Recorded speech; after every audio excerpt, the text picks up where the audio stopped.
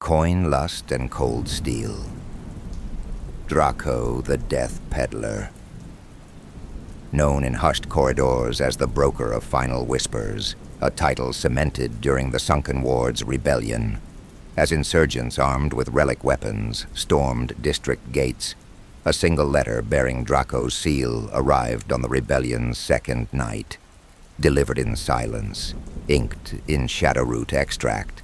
By dawn, half the insurgent commanders had vanished. One was found hanging over a fountain of black salt water, and the remaining forces surrendered without a fight. It was never opened publicly, but whispers say the letter contained a list of family members and blood debts, each annotated in red ink and prophecy. From that day forward, his title became not just rumor, but doctrine, proof that death could come dressed in parchment and sealed in wax. And the Silkfang Lord of Secrets. It is said that his name alone has ended feuds, that a single sealed letter bearing his crest once silenced a rebellion in the Sunken Wards. He is the man of 10,000 masks, none of them smiling, all of them deadly. A medium-height man with closely trimmed, waved hair. He wears pristine rectangular crystalline glasses with golden cast frames, and his bright white smile reveals a single, striking gold tooth. Draped in royal purple attire made from the finest glimmercrest silk, his coat is fastened by 3 gleaming buttons, each a gold coin from his first con, now polished talismans of a rise carved from cunning and ambition. These coins are whispered to hold traces of enchantment, gifted by the same fortune seer who once prophesied his ascent. His outer splendor reflects not vanity, but memory. Each piece of clothing a relic from a scheme, a survival, a seduction. He's of the Skeleton race, dark brown in hue, from the sun-drenched isles of Glimmercrest, lands famed for their vibrant flora, rich foods, and a people born with music in their stride, and knives in their laughter. Though he has risen far beyond the reeking alleys of his youth, Drahko sometimes finds himself longing to see the gutters of Black Salt again, not as a fugitive, but as its unspoken monarch returned. In quiet moments, he plans a visit cloaked not in anonymity, but in mastery. He imagines walking its broken docks at dusk, flanked by shadows he commands, whispering to the ghosts of his past, not in apology, but in triumph. One day, he will return, not to weep or gloat, but to reclaim the myth he left behind and bury it beneath something greater. An orphan street rat from the gutter of Black Salt, a run-down, crime-ridden city reeking of brine, burnt oils, and sour ink. The air carries the ever-present clang of rusted bells from dockside brawls, and alleys echo with whispered curses and lullabies from broken mothers. Local myth tells of the tie-dyed ghost, a drowned sailor who drags liars into the sea during the blood tide. In Black Salt, scheming isn't just survival. It's an art taught from cradle to corpse. Drahko's early crimes there are spoken of in hushed awe, not merely for their brazenness, but for the lessons they left behind, lessons he would carry into Empire. Each scheme, each betrayal, was a blueprint. From pitting enforcers against each other through falsified ledgers, he learned the art of weaponized information. From the false exorcism in the Temple of Tides, he mastered theatrics and the manipulation of belief. Through forging documents and seducing power, he refined the use of leverage and symbolism. These weren't isolated acts of mischief. They were formative rites, carving a doctrine of deception, spectacle, and control. In Black Salt, he didn't just survive, he rehearsed. By the city's gutter folk and petty lords alike. He ran numbers for the Bellman Triad at age 10, turning debt books into weapons by pitting rival enforcers against each other. By 12, he'd staged a fake exorcism in the Temple of Tides, using phosphor oil and screams to frighten a rival priest into abandoning his post, gaining access to the tithe vault hidden beneath. He seduced the daughter of the Ink Guild Master and used her seal to alter import permits for spice, which he resold laced with powdered nightshade to disloyal smugglers. His greatest feat, before fleeing Black Salt, was engineering the fall of Dockmaster Vex, arranging for him to be caught bathing in blood brine as a staged sacrificial rite, leading to a citywide riot and the burning of 3 coastal storehouses. The aftermath left the city's trade fractured for months, as rival factions blamed one another and fought openly in the streets. Religious zealots used the event to justify a wave of purges, while the shattered remains of the Dockmaster's cartel splintered into feral crews that still haunt Black Salt's shadow ports. Even years later, the dock where Vex fell remains closed, marked with red salt and silent tolls every blood moon. It is said the city's tides changed that day, not just in water, but in power. For him to be caught bathing in blood brine as a staged sacrificial rite, leading to a citywide riot and the burning of 3 coastal storehouses. When Drahko finally vanished into the mist, it was said the city sighed, not in relief, but in loss. A new monster had been born, and Black Salt had been its cradle. He first arrived at the gates of Velskar with nothing but a torn cloak, a sack of counterfeit spices, and a smile too smooth for the alley thugs. The guards mocked him, until their captain vanished 2 nights later, and the patrol schedules changed by morning. Over time, he moved through the underbelly of the city, trading rumors for silver and kisses for secrets. It was during the season of Veils, amid riots between spice guilds, that he orchestrated the poisoning of 2 rival leaders and framed a 3rd, earning him not only silence, but land. Thus began his ascent.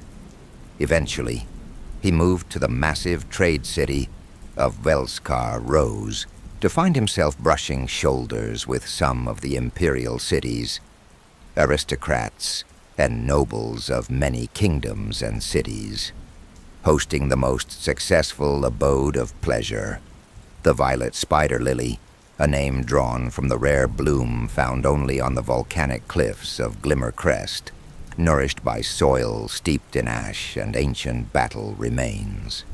The flower itself is a paradox of beauty and malice. It glows faintly under moonlight, exudes a fragrance known to distort memory, and opens only during thunderstorms. According to legend, it lures dying warriors to its edge, with visions of lost lovers before consuming them in silence. The establishment mirrors the flower perfectly, an emporium of temptation, laced with danger, veiled in luxury. Carved into the upper rings of Velskar's trade crescent, its facade is draped in living vines of imported spider lilies. Within, music coils like incense through velveteen halls where secrets are traded with the same ease as stolen kisses.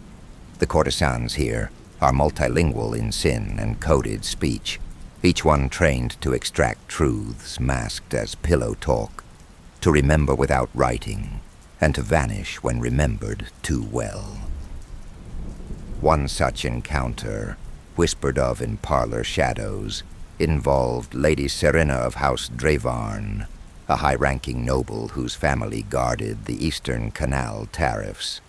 During a 3-night dalliance with a courtesan known only as Whisper Glass, Serena surrendered not just her fears, but her knowledge of bribery schemes involving half the council. She believed it foreplay. It was testimony. Within a week, Those secrets were currency, exchanged by Drahko to secure passage of new merchant laws that decimated her rivals. By the time she realized the law was inked, and the courtesan had vanished like mist, whispers of the violet spider lily have drifted far beyond Velskar. Diplomats disguise pilgrimages as trade routes. Thieves pay homage in petals, and kings send emissaries in hopes of securing the loyalty of just one of its veiled operatives. It is said a single night there has undone legacies. Like a sculptor chipping monuments from whispers and sins, Drahko, ever the architect of the unspeakable, turned his focus not just to the pleasures of the body, but to the intricacies of power. His mission became the harvest of secrets, gathered over wine, wrestled from dying lips, plucked from the silence of knowing glances. What began as indulgence became industry, and what grew from flower became fortress. In the silken hush of a high-stakes card den, Drahko once turned a losing hand into a bloodless coup. With a flash of his gold-toothed grin and a whispered lie placed with precision, he convinced a rival lord to betray his own heir, all without lifting a blade. This is Drahko, crafty, sly, and endlessly witty, a man whose words weigh more than weapons, whose laughter often precedes silence. He's the last person everyone should underestimate, though he lulls people in with his charisma and charm, which makes Drahko all the more formidable of an opponent to deal with. He's an ex-saboteur whose rise began in the blood-slick alleys and cellar conspiracies of the borderlands. With profits siphoned from arms smuggling, black powder trafficking, and the rigging of regional disputes between petty lords, he built a secret network of bribe-fed city guards and misinformed bounty collectors. These spoils of war and deception funded his first real venture, the acquisition of a rundown brothel in Kishmine, a coastal smuggling town famed for its lenient laws and vice tourism. The establishment, renamed the Red Palm, became a haven for whispered contracts, drug trades masked as incense rituals, and pleasure rooms wired with truth capture glyphs. It wasn't just a house of desires. It was a crucible where leverage was forged. After years of success and moving to the major city, Drahko uncovered an even darker and more lucrative calling than sex and secrets: assassinations. It began as whispers from desperate nobles and veiled emissaries who frequented his pleasure house, seeking to make inconvenient people disappear. Drahko, a student of silence and spectacle, saw opportunity in their desperation. He leveraged his knowledge of poisons harvested from Glimmercrest's Bone Bloom Gardens and his growing network of former soldiers, saboteurs, and scorned lovers, each with a motive and a need for coin. The first kill was a trial. A merchant prince who mocked one of Drahko's courtesans and threatened to expose a blackmail ring. The man died in his sleep, eyes open, no mark upon him. The second was bolder, a tax collector who vanished after sharing wine with a courtesan trained to inflict amnesia with a kiss. Soon the killings weren't just favors, they were orchestrations. Drahko developed kill cycles, assigning agents based on target psychology, seasonal omens, and political fallout. Each kill became a performance. Not merely acts of elimination, but civic tremors that rippled through Velskar's elite and common folk alike. After High Seer Thulva's death, the Faith Guild saw a drop in public processions, their authority momentarily fractured. Minister Kren Vos's demise incited an emergency council session. dissolving proposed legislation that would have limited Drahko's operations. In the streets, whispers turned into doctrine. Mothers warned children against rhyming in public for fear of accidental invocation. Bards stopped writing epics with named politicians. Theatrical death became more than legend. It became governance by fear, each act reshaping the political stage like a blade slicing parchment. High Seer Thulva, famed for condemning Drahko's enterprise as heresy, collapsed in a public bath as the steam turned into rose-colored mist. His body later discovered smiling, eyes melted. Minister Kren Voss, author of a damning report on the violet spider lily's influence, met his end during a poetry recital, each verse triggering hidden curse runes etched in the ink of his scroll, causing spasms that left his body twisted, and his final breath caught mid-stanza.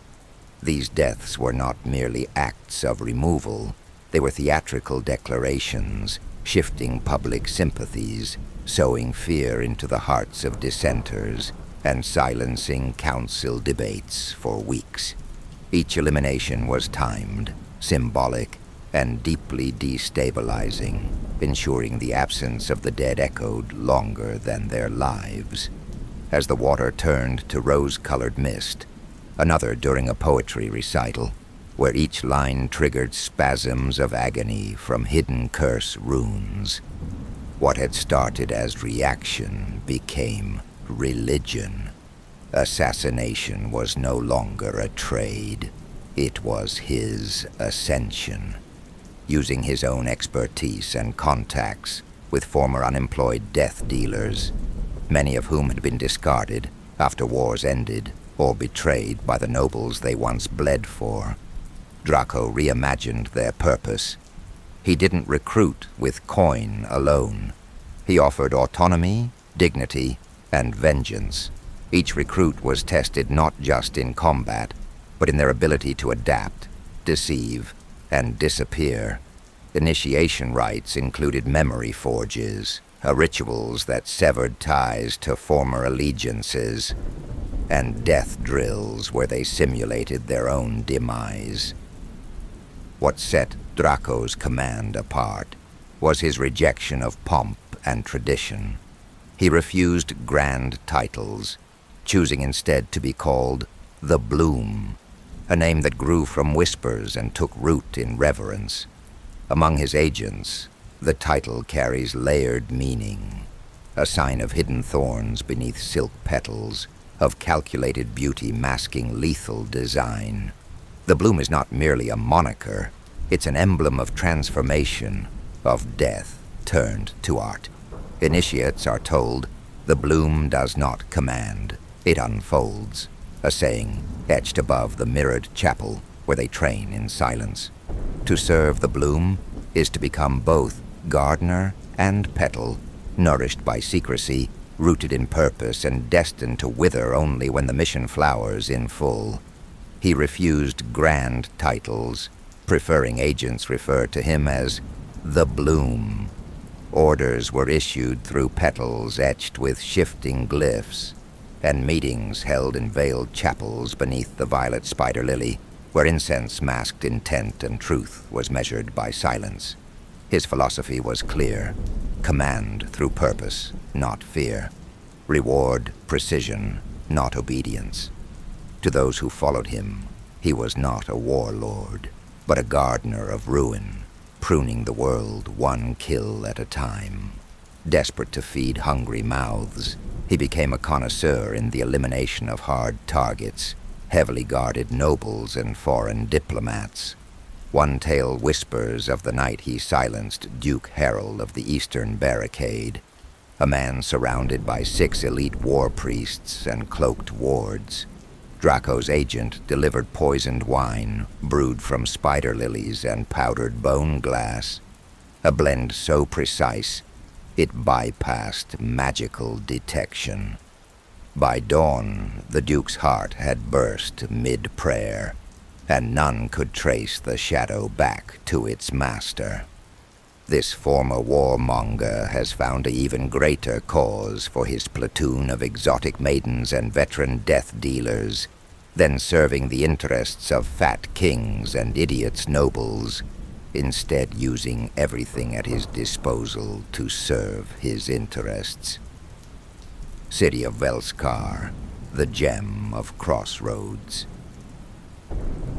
Despite its grandeur, Velskar's beauty masks a boiling cauldron of factional intrigue. Merchant guilds clash in shadow wars over caravan routes, while noble houses trade assassinations and marriages like coin. The Council of Nine, comprised of trade lords, magisters, and foreign envoys, barely veils its contempt behind diplomatic smiles. Hidden among them, the Emerald Syndicate manipulates tides of wealth, their influence said to rival empires. Drahko's rise here isn't an anomaly. It's a threat to their order. His personal creed, whispered only to those who serve closest, is simple. Let the bloom conceal the blade. It appears on his personal seal, a spider lily inked in blood and obsidian. In a world of shifting alliances and veiled power plays, Drahko mythologizes control not through overt conquest, but through poetics of precision, turning every move into parable, every signature a symbol. It began with the Sable Wharf incident, when Drahko turned a minor dispute between spice barons into a citywide scandal by revealing intercepted love letters, causing one noble heir to duel and kill his cousin in broad daylight. The fallout shattered the Lurenth trade compact and opened the eastern spice routes to Drahko's silent control. House Drellmore, which had long maintained monopoly over eastern port tariffs, found its ships burned under mysterious circumstances within a fortnight. In contrast, the once struggling House Vask rose overnight, its silks and spices suddenly in high demand after Drahko publicly blessed their caravans. This event did more than shift power. It became legend, taught as a cautionary tale in merchant circles. Never cross a man who trades ink for influence and scandal for sovereignty. Those who rival Drahko rarely survive the season, discreet, and their ends serve as coded warnings.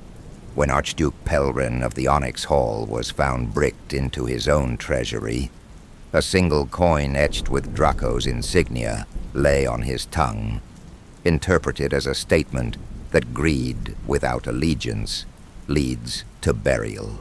Merchant Queen Silvaria's body floated in a perfumed canal, encased in rose petals laced with anesthetic dusk, the same perfume line she refused to sell to Drahko at his asking price. These deaths did not merely eliminate opponents. They restructured entire trade agreements and altered succession paths, echoing through Velskar's economy and courtly rituals like tremors before a storm. Each death carries a signature, never overt, always symbolic. But the heart of Velskar's politics beats in shadow. One of its quiet chroniclers is Mael Ivanroth, a low-born noble-turned-scribe who maintains coded journals within the House of Petal Ash. Once a failed initiate of the Violet Spider Lily, Mael now documents the shifting allegiances, whispered assassinations, and diplomatic entanglements from the periphery of power, his ink guided by dread and admiration alike. He has seen the rise and ruin of councilmen whose names never reach public record. In one entry, Mael wrote of the day Chancellor Blythe fell. The ink dried before the blade struck. I knew then I wasn't writing history. I was copying prophecy. His archives thrum with warnings disguised as poetry, verses written in mirrored script and sealed beneath petals laced with memory vine. Every journal page is a spell of remembrance and protection. For Mael knows the day he forgets Drahko's name is the day his throat blooms open. Archmagister Halbryn Noth of the Fire Mirror Pact sees Drahko as a blight corrupting arcane orthodoxy, and often petitions for his suppression under magical sanctions. Meanwhile, Baroness Gelra Varn, a clandestine arms broker, frequently convenes with Drahko in veiled salons, exchanging influence like poisoned wine. Princekin Revis Talamar, displaced heir of the Shal Empire, views the Violet Spider Lily as a neutral sanctum for diplomacy and intrigue. His coin funds their secret expansion beneath the streets. Drahko never accepts a contract without leverage. Every accepted contract is mirrored in a dual ledger system, one formal and visible, the other hidden in ciphered scripts, inked on petals and leaves, preserved by a secret sect of archivists known as the Lily Scribes. These scribes, bound by ritual silence and sequestered deep within the lower sanctum of the Violet Spider Lily, transcribe each leverage element with encoded scent and sigil. Betrayal is not just possible. It is an eventuality planned for. Drahko cultivates paranoia among his own record keepers by rotating their positions unpredictably and embedding fabricated entries among true ones. He knows that control isn't maintained by trust, but by watching those who believe they're invisible. When he orchestrated the assassination of Chancellor Blythe, a seemingly minor official of the Eastwind Fleet, it wasn't for the coin offered by a jealous competitor. It was for the Chancellor's sealed journals, containing evidence of illicit teleportation deals with foreign powers. Months later, that information allowed Drahko to blackmail the Fleet Admiral into shifting an entire garrison's loyalty. The contract was a spark, the leverage, the true fire. To Drahko, every kill is currency for greater control. Every kill he authorizes comes with a second ledger, tracking political favors, secrets to be hoarded, or access to bloodlines worth controlling.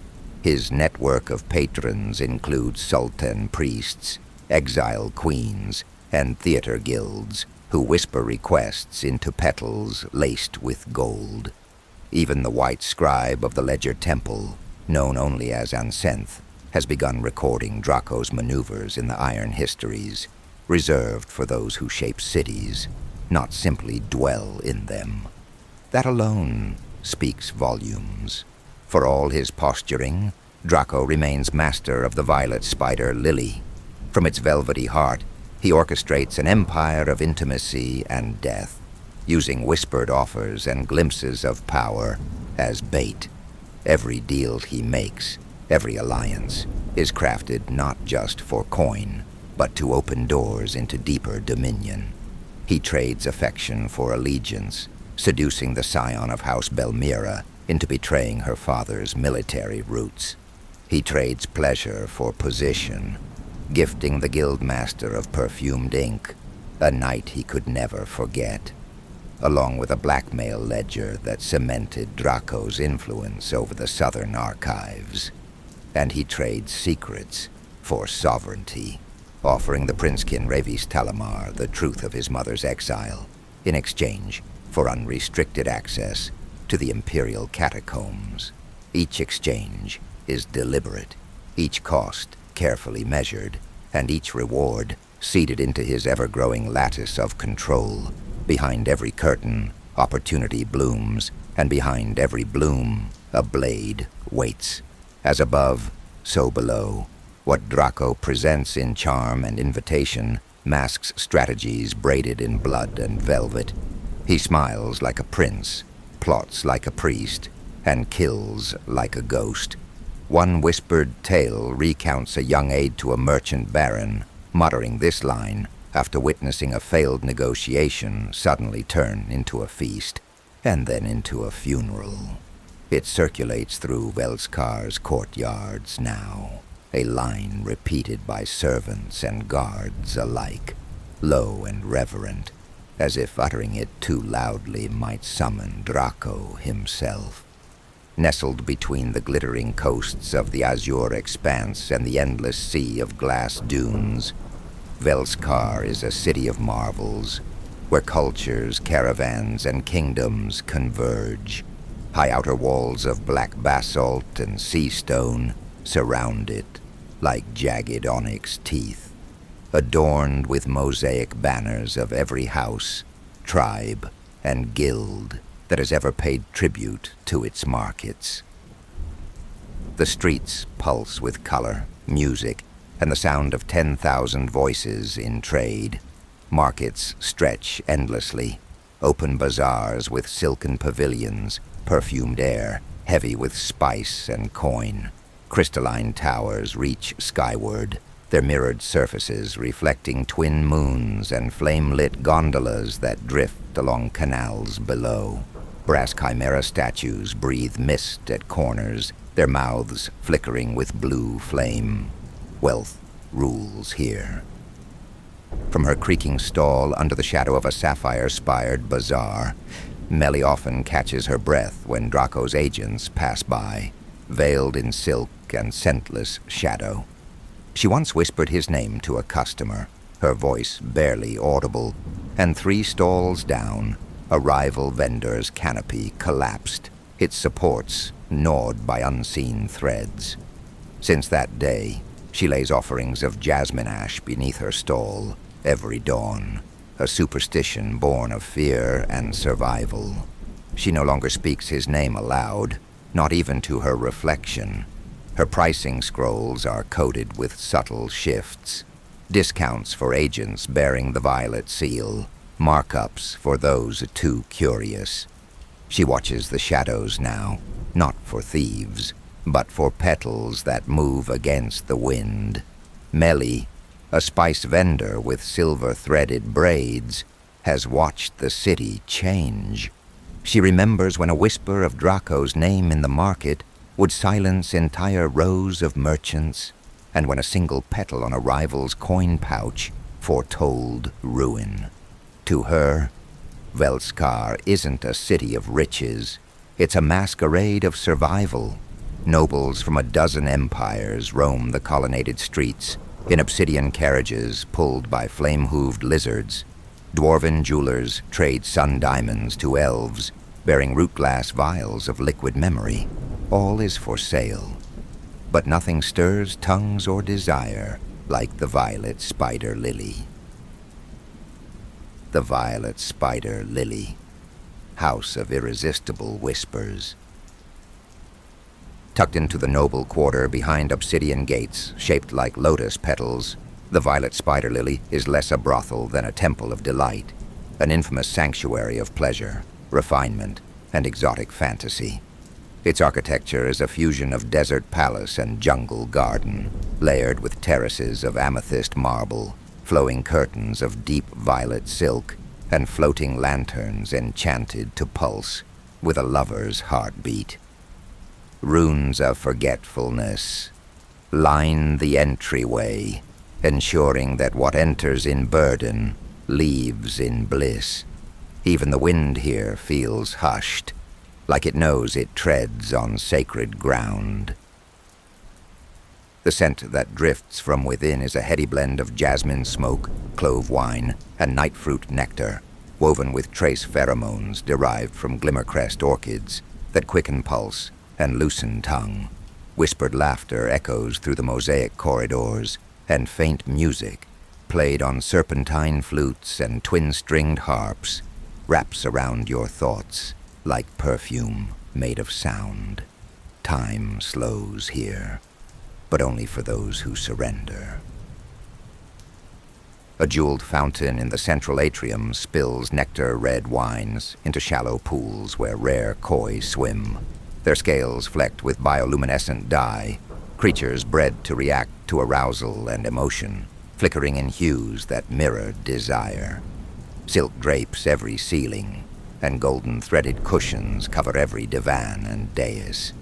Crystals hang like chandeliers above beds, carved from moonwood and obsidian, each bed silently blessed by death dealers as part of an ancient warding ritual. veins of dream quartz run beneath the floor, ensuring that even the air tastes of memory and promise. This is not a place of crude lust. This is orchestration. Desire refined to ritual. Each guest is received like royalty, and each moment is designed to break the world outside, leaving only velvet and breath behind. Even the stars seem to blink slower above the violet spider lily, as if watching in reverent anticipation. The courtesans, jewels of the lily. The women of the violet spider lily are chosen not merely for beauty, but for mythic allure. Each is a living portrait, trained in art, song, seduction, and diplomacy. Before induction, each undergoes the ceremony of the silk veil, a ritual where they must seduce a mirror image conjured from their own suppressed memories. Success means mastery over self and illusion. Failure means exile. The ritual takes place in the chamber of petal echoes, where incense laced with memory vine thickens the air, and mirrored walls shimmer with shifting fragments of the initiate's past. No voice is allowed during the ritual, only breath, gesture, and gaze. A failed initiate leaves barefoot, never to be named again. Those who succeed become far more than entertainers. They're not servants. They're priestesses of pleasure, avatars of erotic command, and silent orchestrators of espionage. Each has a code name derived from rare blossoms, and is assigned a warded alcove within the lily's sanctum, where patrons confess secrets under illusioned moonscapes. Their touch is laced with mnemonic dust, their breath a conduit for emotional reading, and their movements choreographed to the rhythms of confession. The violet spider lily is not a secret, it is legend. In the courts of kings, on caravans across scorched dunes, in the whispers of conquered generals and exiled princes, its name is spoken with longing and fear. For in Welskar, everything may be bought, but only Drahko sells dreams, and the courtesans are his velvet assassins, armed not with blades, but with memory, pleasure, and silence. Aryan the Flame-Veiled. Born during the ritual of the Cinder Veil, Aryan is said to be the child of flame and oath, a myth whispered by temple pyres and hearth songs. It is believed her soul was kindled beneath the ember moon, when the high priests of Solhara bathed her in sacred oil and branded her with the kiss of ash, marking her as a flame-bound. Aryan's skin glows like banked coals, a soft radiance that pulses with each breath, as though fire lives just beneath her flesh. Her hair is a living cascade of molten cinders, black at the roots, flaring into streaks of crimson and gold, constantly shifting like wind-blown embers. Her eyes burn with twin irises of liquid fire, flickering when she speaks. Drahko found her in a ruined shrine, half swallowed by desert sands, its stone walls scorched black and etched with forgotten flame script. In the shrine's heart lay a scorched reliquary shaped like a burning tongue, crafted from obsidian glass and veined with crimson ore that pulsed faintly, as if echoing a heartbeat long severed. Ancient Solharan texts would later suggest it was the Ember Cradle, an artifact said to preserve the spark of chosen souls destined to defy flame. Aryan lay curled around it, her skin unmarred by heat, as if the fire had recognized her as kin rather than prey, barely breathing, her body curled around a scorched reliquary that pulsed with fading warmth. It was said her death was prophesied, yet there she was, defiant in her breath. He didn't approach her with chains or promises, but silence, offering warmth from a fire of his own making, and letting her decide. She chose to follow. Aryan sees Drahko not as a master, but as a storm with shape, a man born of a battlefield where ideology and survival blur. One's a temple blade who turned against his order after witnessing sacred flames used to justify slaughter. Drahko now embodies defiance, layered in quiet fury. His past is a tapestry of ash, marked by betrayals, forbidden pacts, and a fire he once followed but now wields with unease. To Aryan, his presence stirs memories of sanctuaries reduced to ruins and the strange solace of shared silence. Man too dangerous to ignore and too fascinating to abandon. She respects him as one respects fire, not with submission, but with wary reverence. Others she scalds without warning, burns with truth or silence. But Drahko she studies, circles like a flame seeking dry tinder. She has scorched zealots to ash for lesser arrogance, yet to him she offers measured stillness, as though both understand that one wrong spark could ignite them both. Not with submission, but with wary reverence. Where others see ambition or cruelty, she sees reflection, a burn that never quite fades. Aryan is often sent after targets, shielded by divine wards, or protected within zealot enclaves, priests of rival flame cults, ash-bound prophets, and keepers of forbidden rites. Her flame is both key and execution, unraveling divine wards not by brute force, but by resonance. Each pulse of her fire vibrates with the sacred codes that form spiritual barriers, destabilizing their structure until they collapse like scorched paper. To some, it appears as spontaneous combustion. To others, it is the slow, graceful withering of divine protection. Prophets have likened her flame to the echo of the first fire, a primordial force that remembers what the gods have tried to forget, unraveling holy protections as if they were wax. She is known among fire cults as the Ember Wraith, a myth to frighten those who burn too brightly. She works most often with Velka the Spider-Brow, whose poison-laced whispers break even the most sanctified minds, and with Ashan Void-Tongue, whose silent touch disrupts protective enchantments before her flame strikes. With Marek Black Sink, she has shared more missions than memories, his ocean-born stillness a contrast to her flickering wrath.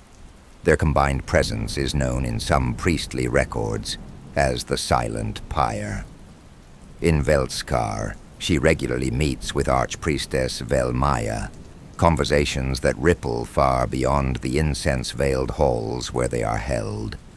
Their alliance, though shrouded in metaphor and silence, unnerves the old priesthoods and flame-bound scholars alike. Velmaya, once a staunch adherent of doctrinal hierarchy, now entertains Aryan's unorthodox insights, hinting at cracks within the Order's rigid power structure. Whispers circulate that their dialogue may signal a shifting paradigm, one where prophecy bends toward those who've survived the flame, rather than those who merely recite its scripture, cloaked in incense and silence. At one such meeting beneath the Heartspire Temple, Velmaya murmured, "We are not what the flames consume, Aryan. We are what survives after." Aryan, watching the embers coil in a sacred brazier, replied, "Then let me be the ash that chooses when to rise." These exchanges are less about obedience and more about recognition. Two burn-marked women decipher in prophecy through each other's presence. Of the Order of Sacred Pulse, not as an acolyte, but as a whispered equal. Two flames in orbit, neither snuffed nor bowed. She's also drawn the attention of Magister Nyron of the Ember Tribunal, who regards her with suspicion and awe, documenting her movements like omens in a book of eclipses. Silhen of the Moon Pools. Silhen's skin is a flawless pearl sheen with a soft blue undertone, the color of still water under moonlight. Her silver hair falls in liquid strands to her lower back, weightless and scented like sea air. Her silver tattoos ripple with touch, sending delicate waves across her bare arms, back, and hips, each inked line a sigil drawn during the Rite of Mirrors, a ritual known only to the temple oracles of the moon pools. These markings are not merely decorative. They channel fragments of her lineage, binding the will of her foremothers to her skin. Some say they pulse with ancestral memory. Others whisper they grant her clarity when walking the dream tide between thoughts. Whatever the truth, they respond to silence as others respond to prayer. Alive, alert, listening, movement, a mirrored tide. Drahko first encountered Silhen in the aftermath of a raid on a forbidden Moonwell temple nestled in the high cliffs of the Selenic Reaches. She was shackled in chains of memory steel, her powers suppressed by glyph brands, set to be sold in secret markets to soul collectors. Drahko didn't come to rescue. He came for a different prize, but the sight of her, bound yet unbroken, stirred a memory too sharp to ignore. Years earlier, he had failed to save another, a sister chained by fate and silence, lost to the same auction chains now marked for Silhen. That failure had carved a quiet wound into him, one he carried like a sealed letter in his bones. In Silhen's defiant eyes, he saw not just another captive, but a second chance to defy a system he once served. His pause was not mercy, it was reckoning. Paused when her voice, even in silence, reached into something buried in him. He purchased her freedom, not with coin, but with a secret so dangerous it broke a noble house. The truth that House Verondel had knowingly sealed a shard of storm essence within a child to power their war barks. The fallout was immediate. Executions, suicides, and exile. Entire bloodlines were struck from temple registries, and their estates were razed in rites of cleansing fire. That revelation made Drahko a hunted name in 3 courts, but gave Silhen her path to shadowed vengeance. On a forbidden Moonwell temple, nestled in the high cliffs of the Selenic Reaches, she was shackled in chains of memory steel, her powers suppressed by glyph brands, set to be sold in secret markets to soul collectors. Drahko didn't come to rescue, he came for a different prize, but paused when her voice, even in silence, reached into something buried in him. He purchased her freedom, not with coin, but with a secret so dangerous it broke a noble house. To Silhen, Drahko is both liberator and enigma. She neither worships nor fears him, but walks beside him in a calculated truce. She sees in him a storm, masked by velvet, once in the ruins of a shattered library where flames still clung to stone. She watched him kneel beside a dying child, whispering lullabies in a language long lost. His mask slipped then, just for a breath, revealing grief so old it had turned quiet. She never spoke of it, but never forgot. A man of shadows playing at courtly games with death on his breath. She trusts him only because he does not ask for trust, only presence, and in that, he has earned more than most ever do. Silhen is deployed against targets bound by emotion and memory. Former informants turned traitors, nobles whose guilt guards them better than spells, and spies shielded by familial bonds. She specializes in unraveling the psychic defenses of those who would never confess by force. Her touch pulls confessions like tides pull wrecks from the deep.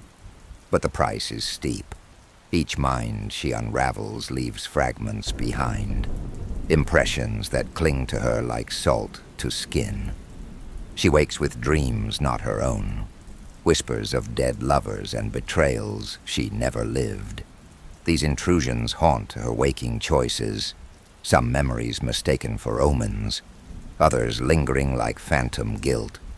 There are moments when she hesitates to act, uncertain if the fear she feels is hers or borrowed. And in courtly whispers or assassination plots, she sometimes sees shadows where none stand, guided by ghosts not her own. Over time, these echoes blur her own memories, leaving her uncertain which pains are hers. Yet she never speaks of this burden, only tracing her silver tattoos in silence when the tide of ghosts swells too strong. Informants turned traitors, nobles whose guilt guards them better than spells, and spies shielded by familial bonds. She specializes in unraveling the psychic defenses of those who would never confess by force. Her touch pulls confessions like tides pull wrecks from the deep. She works closely with Ashan Void Tongue and Thasica the Vulture Kiss, the former to erase resistance of will, the latter to extract truth through pain masked as seduction. In one operation known only as the Hollow Feast, the three infiltrated a masquerade gala held by a heretical noble cult. Ashan wove false visions into the revelers' wine, loosening secrets with every toast. Thasica danced her way into the inner circle, whispering nightmares as sweet nothings. Silhen, draped in silence, passed unseen through the minds of the high table, plucking confessions as easily as petals from a bloom. Yet amidst the orchestration, a brief moment cracked their unity. Ashan refused to erase the memories of a servant girl who had seen too much, insisting she bore no threat and carried dreams too vivid to snuff. Thasica scoffed, viewing it as sentiment unbefitting their purpose. Silhen said nothing, but her glance toward the girl lingered. The operation succeeded flawlessly, but that night marked the first time they left with questions unspoken, doubts that would grow like shadows between strikes. The mission sealed their reputation as more than allies. They are a ritual of unraveling in flesh and thought, held by a heretical noble cult. Ashan wove false visions into the revelers' wine, loosening secrets with every toast. Thasica danced her way into the inner circle, whispering nightmares as sweet nothings. Silhen, draped in silence, passed unseen through the minds of the high table, plucking confessions as easily as petals from a bloom. Afterward they left without a drop of blood spilled. But 10 guests vanished, and 3 noble houses fell to scandal and ruin. The mission sealed their reputation as more than allies. They are a ritual of unraveling in flesh and thought, former to erase resistance of will, the latter to extract truth through pain, masked as seduction. Together, they are a triad, feared even by other death dealers. Among her regulars are High Magistrate Olven Dar of the Moon Tribunal, who believes her proximity sharpens his judgments, and Valesia the Guilt Widow, a merchant queen who has nightmares only Silhen's presence can soothe. Silhen does not court favor, yet her silence is valued more than most voices.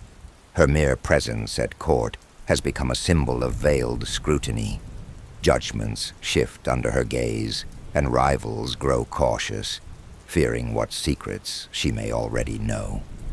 Some whisper she is the moon's shadow cast into politics, and her nod, rare and unreadable, is now seen as a verdict long before trials conclude.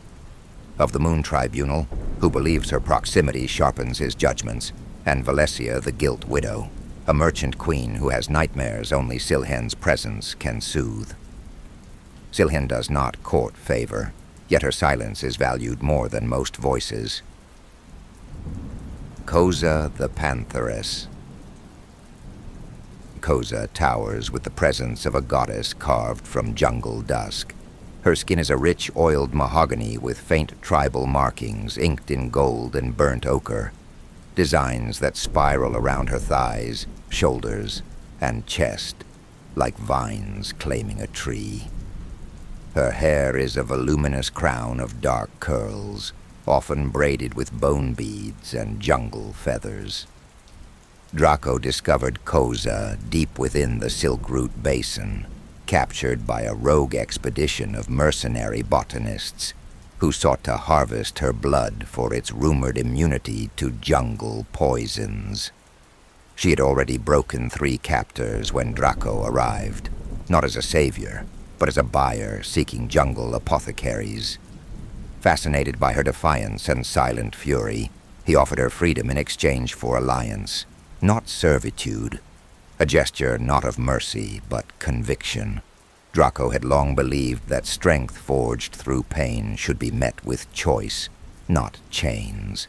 To him, Koza represented an untamed will unbroken by cruelty, and in forging a pact of equals, he sought not just a weapon, but a mirror to his own creed, power that bows to none. To Koza, Drahko is a civilized predator, smarter, smoother, but no less deadly than the beasts she grew up among. She admires his cunning, but watches him like one watches the coils of a sleeping snake. They share respect rooted in the primal. Neither lies to the other. A pact, first tested when a bounty notice surfaced with Koza's name scrawled beside a royal crest. Drahko confronted her in silence, blade still sheathed, gaze unwavering. She met his eyes, offered him the truth without excuse. The crown had once bought her silence, but never her loyalty. He accepted it, and neither has spoken of it since. But the edge of that memory lingers, a reminder that even trust forged in blood can feel the weight of doubt. And in that truth, she offers loyalty sharpened with teeth. Koza is assigned to high-profile targets deep in the wilderness, or camouflaged within tribal enclaves, smugglers who deal in living venom, druidic warlords, and traitor princes protected by enchanted flora. Her kills are often mistaken for wild beast attacks, masked by nature itself. She works closely with Marek Black Sink, whose aqueous tactics contrast her feral swiftness, and Velka the Spiderbrow, whose poisons find symbiosis in Koza's jungle-honed knowledge. Together they are whispered of in border jungles as the silence before the hunt. The name was born from the infamous fall of Veka Hollow, a rebel sanctuary veiled in illusion and guarded by storm-charmed flora. The trio breached its defenses under moonless skies, striking without word or warning. Witnesses reported no screams, no sounds, only that by dawn the jungle floor was wet with dew and blood, and every insurgent priest lay still in prayer poses, eyes open in awe or terror. Locals claimed the forest itself hushed to watch, and since that night, their title has lingered like fog among the vines, an omen murmured when the air turns too still. Koza's regular contacts include Chief Hortan of the Obsidian Grove, an Arms for Roots trade ally, whose ambitions occasionally run counter to Lily edicts, and Leah Venshra, a fugitive botanist queen who owes her a blood debt and operates in territories diplomatically estranged from the Lily. Navigating these allegiances requires Koza to tread carefully. When tensions flare between the Lily's decrees and her allies' ambitions, she resolves them not through force alone, but with the precision of a panther choosing her path. Sometimes she offers jungle remedies that placate rival demands. Other times, she silences dissent with a glance that promises worse. On rare occasions, she chooses to walk away from a bond, sacrificing kinship to uphold the Lily's shadow. These decisions cost her, scars not visible, but deepened each time she must choose between what rooted her and what commands her now. Her loyalty to the Lily remains absolute, But maintaining these ties demands a quiet balancing act between political survival and the bonds born of blood and jungle fire.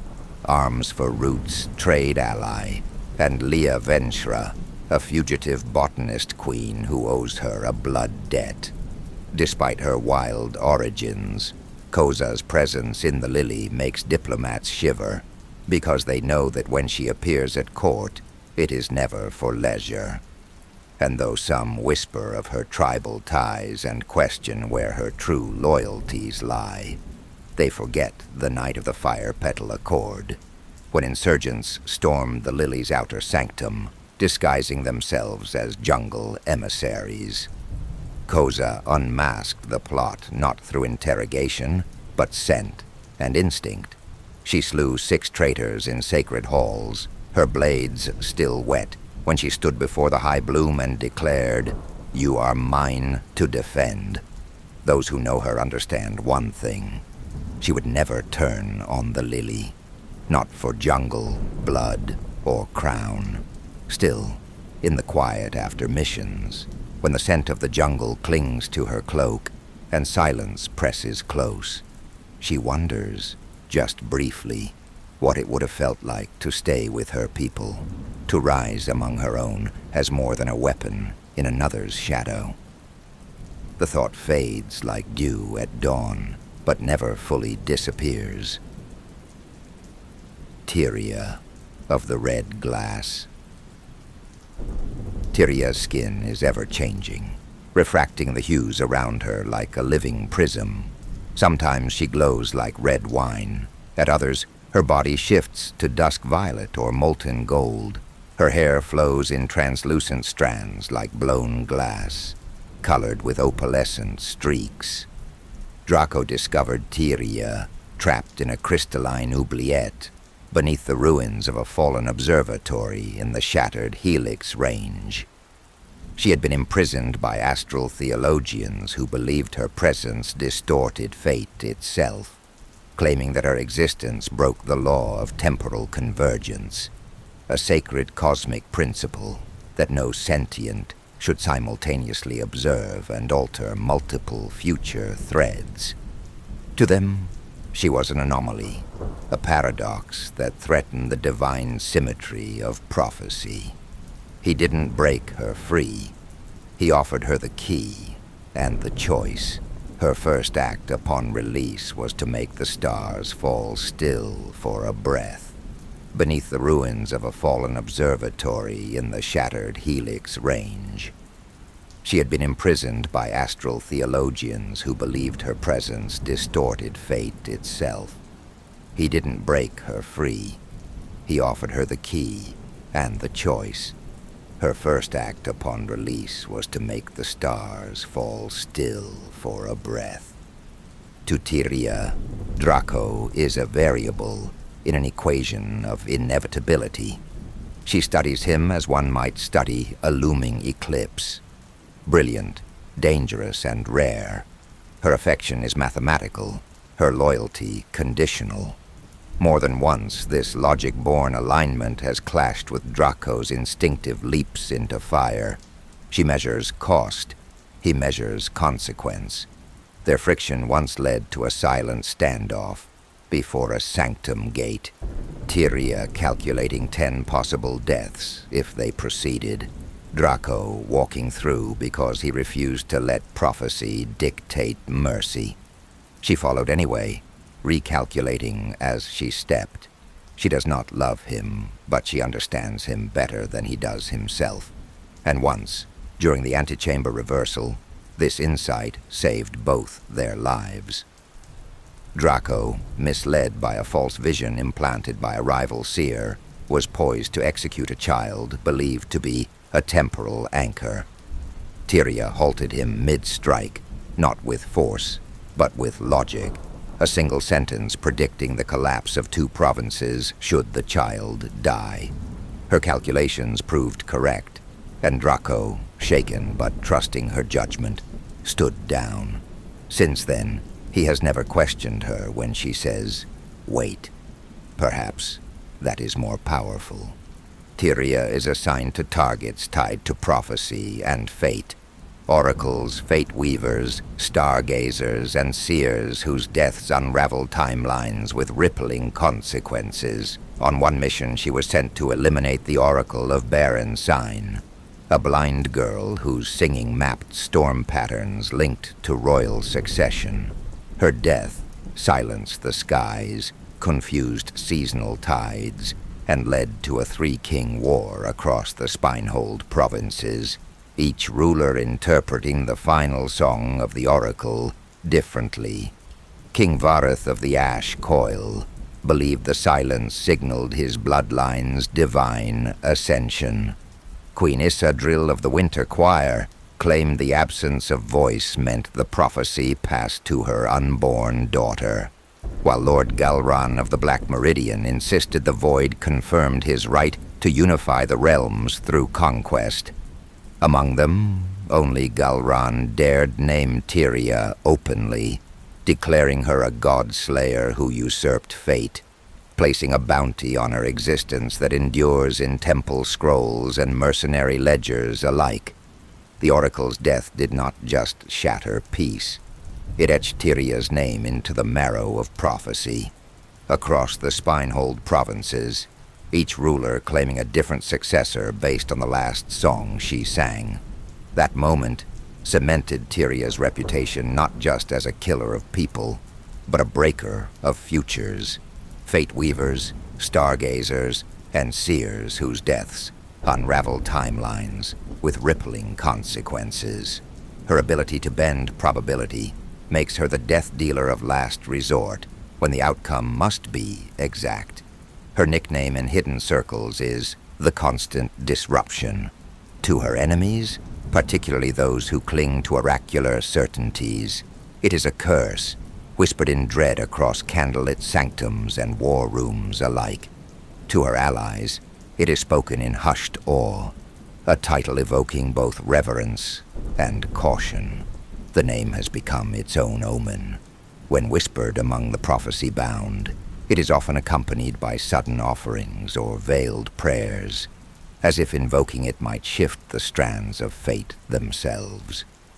She works closely with Ashan Void Tong, a spectral manipulator whose very voice coils through synapses, unraveling belief structures and eroding the mental scaffolds of those who rely on divine vision. His presence in any sanctified space is an affront to clarity. Prayers unravel mid-utterance, and seers speak in paradoxes. With him is Jali of the Broken Veil, a master of misdirection whose every step rewrites intent. She weaves paths not taken into the ones that are, ensuring that Tyria's chronological incursions appear as natural deviations. Jali's illusions are not visual, they're causal. Under her hand, consequences precede action, and doubt becomes a trail of breadcrumbs. The three do not merely operate together. They orchestrate events on a scale that unnerves prophecy itself. Known in whispered texts as the harmonic disarray, their union disturbs temporal resonance fields so thoroughly that entire futures collapse simply from their proximity. Yet even this triad has faced a failure: the Severance Spiral. During a mission in the Hollow Quadrivium, they attempted to alter a prophecy foretelling the rise of a child who would annihilate the concept of time itself. But the event spiral proved recursive, looping back through their own intentions. For every thread they cut, another wove tighter. Ashan's whispers echoed in reverse, unraveling the sanity of three acolytes before Tyria could recalibrate their position. Jali faltered for the first time, her illusions fracturing into fragments of causality too broken to mask. They aborted the mission under duress, leaving the child untouched. Now the Severance Spiral remains the only unaltered prophecy in the Ephemeral Codex, and the only one that names them directly. It is still coming, and they know it. Isel the Thorned. Izel's dark brown skin gleams like polished bronze under candlelight, casting reflections like a blade readied in still water. Adorning her body are intricate gold filigree tattoos, each line an ancestral vow etched in molten metal. Designs that curl like sacred script across her chest, spiral down her arms, and weave into a radiant, spine-marking arch. These tattoos are more than ornament. They respond to her soul's turbulence, heating during desire, shimmering during deception, and chilling like iron under wrath. Courtiers whisper that to see them flicker is to feel death's breath. Her hair is thick and richly coiled, each lock tamed by crimson silk ribbons, some intricately braided through gold wire strands that chime like whispered bells, subtle warnings or invitations, depending on the listener's guilt. Drahko found Isel locked in a silver-masked auction beneath the sea mirror spires, where her captors displayed her like a divine relic, her tattoos dimmed by suppression wards. He interrupted the bidding not with coin, but by invoking an ancient debt owed by the auctioneer's bloodline, a forgotten favor buried in murder and gold. Her chains broke not with keys, but with fear. To Isel, Drahko is danger in velvet, one who weaponizes truth and silence with equal ease. She walks beside him not out of gratitude, but curiosity. That curiosity was tested once, in the ruins of Hollowscale Keep, where Drahko ordered the execution of a child priest who had unknowingly served a heretical cult. Isel hesitated, her fingers resting on the blade she did not draw. For a breath, she questioned whether his storm would cleanse or consume.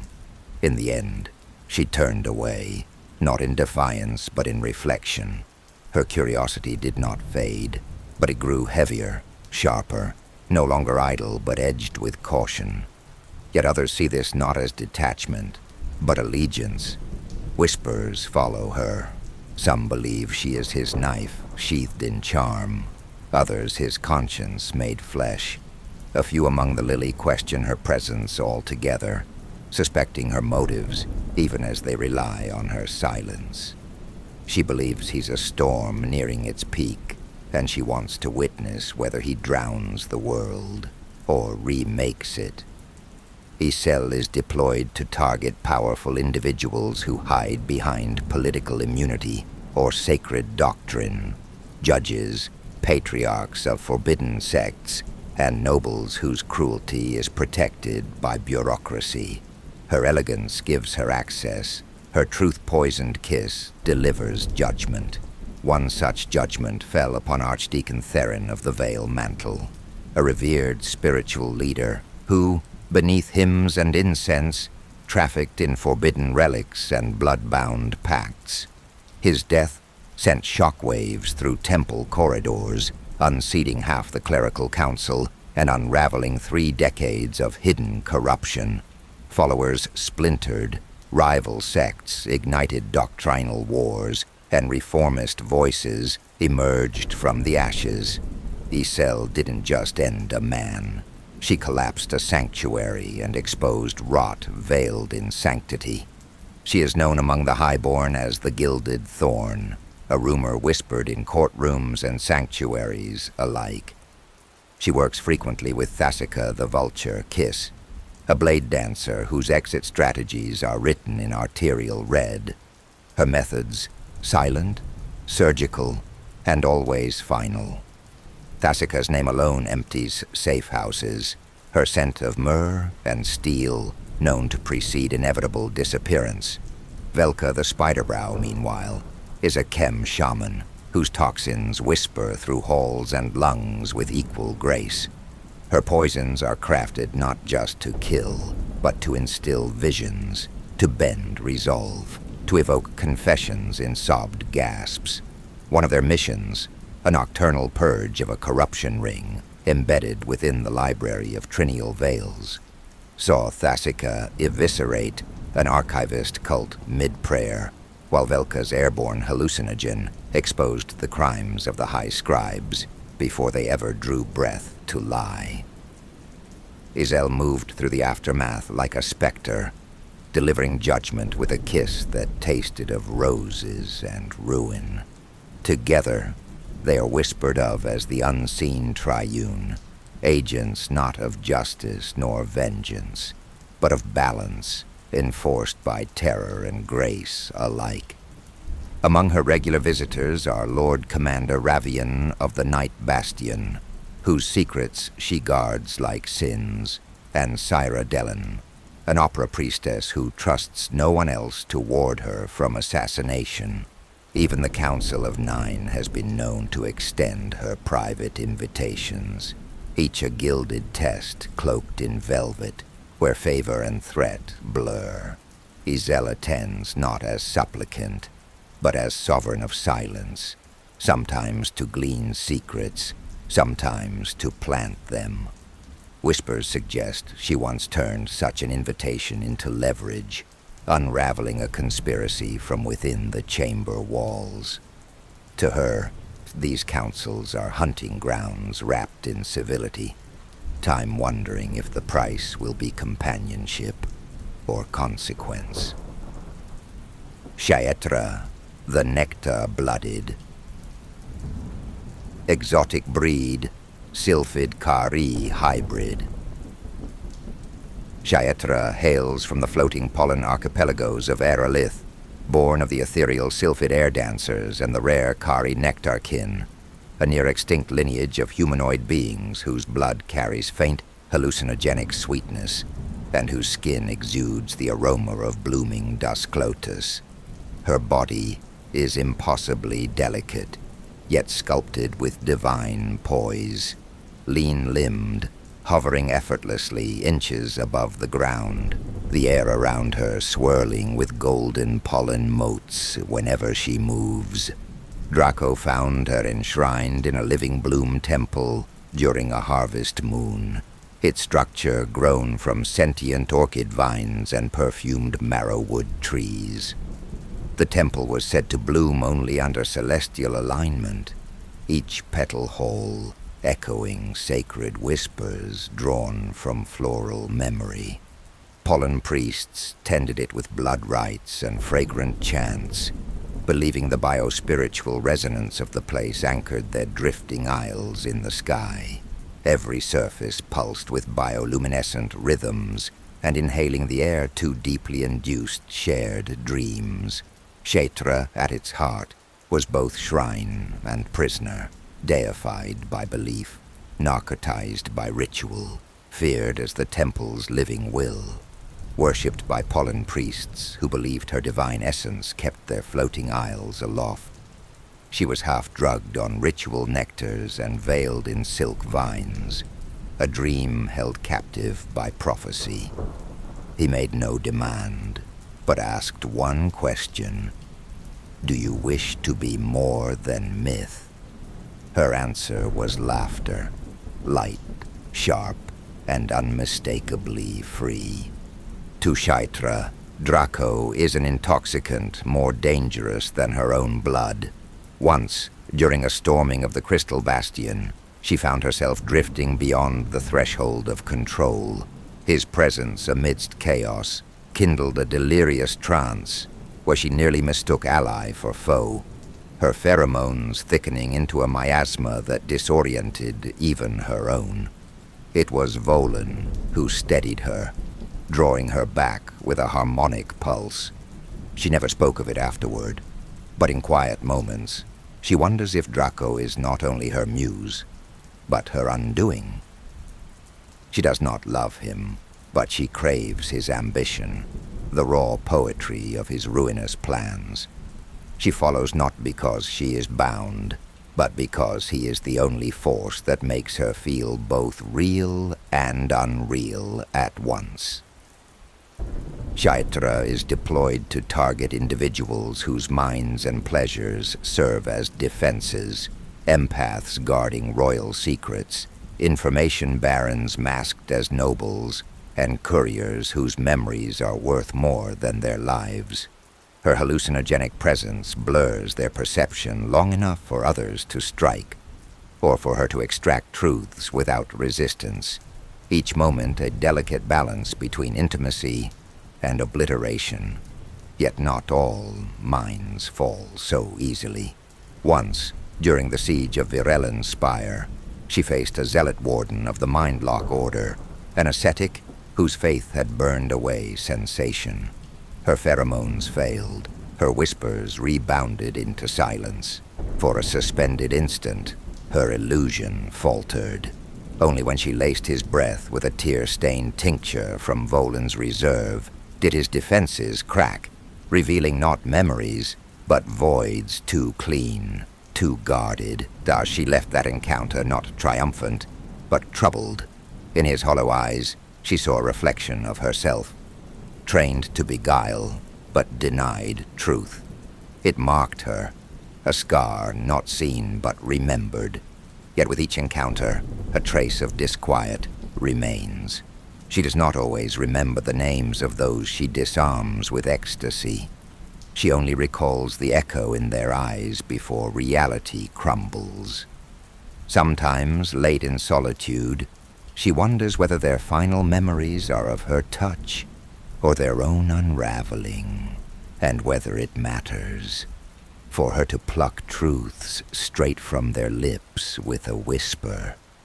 She works closely with Velka the Spider-Brow and Thasica the Vulture Kiss, whose toxins enhance her natural aura, allowing illusions to become tactile, fatal dreams.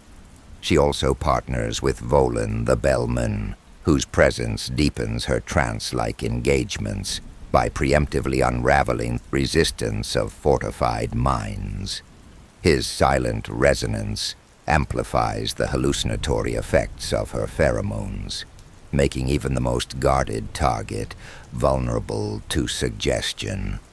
Their rare convergence is called the Morning Quartet, a title earned during the infamous Night of Cinderwine, when they infiltrated the masked conclave of the Prophet Kings beneath the furnace spires.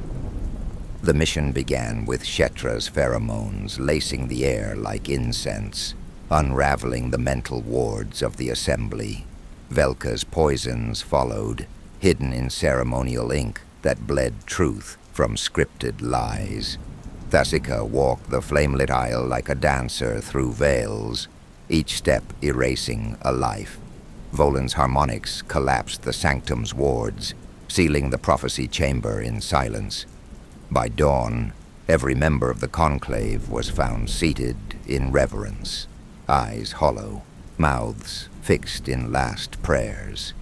The prophecy they guarded, a lineage of flame untouched by time, was never recovered. Some say it died with them. Others say it was woven into Shetra's breath, dispersed forever into memory. Since that night, their name is whispered not in reverence, but in superstition, in noble journals, a mythic collaboration that leaves no survivors, only haunting memories. Among her regular patrons are Tarsin Veldu, a prince exiled whose sanity she steadies with nightly presence, and Senator Kuyel of the Oraclan Guild, who trades rare insights in return for dreamless sleep. Even certain archivists of the Sable Choir request her by name, not for comfort, but revelation. To them, she is a living threshold between thought and vision. When she enters their sealed chambers, the air thickens with floral resonance and memory dislodges from the mind like dust from ancient tomes. Her presence draws out truths, not spoken, but remembered, echoes of past lives, suppressed knowledge, and secrets never meant to be known. These revelations often arrive not as words, but as visions inked in hallucination. Sprawling maps of forgotten timelines, the scent of betrayal in old parchment, or whispered phrases spoken by long-dead prophets through the mouths of the living. For comfort, but revelation. Nixa of the Veil Tale, exotic breed, deep siren basilith crossbreed. Nixa was born from the abyssal depths where even light drowns, her bloodline tangled between deep sirens and the serpentine basiliths of the oceanic fracture trenches. Her skin is a deep ocean black, slick and faintly scaled along the spine and flanks, with a wet sheen, like oil over pearls. When she moves, it's with the precision of a predator and the poetry of a priestess. Drahko found her in a drowned vault beneath the ruins of a coastal fortress lost to time, where tidal rites were performed to bind ocean spirits. The vault itself was a myth to coastal cultures, a sanctum feared and revered, believed to anchor the tempers of sea gods. It was said the vault could only be accessed during blood tides, when the moon's pull awakened the ocean's oldest memories. Sculpted from abyss stone and coral bone, its chambers once echoed with the chants of wave chanters who offered salt-born sacrifices to still tempests and redirect hurricanes.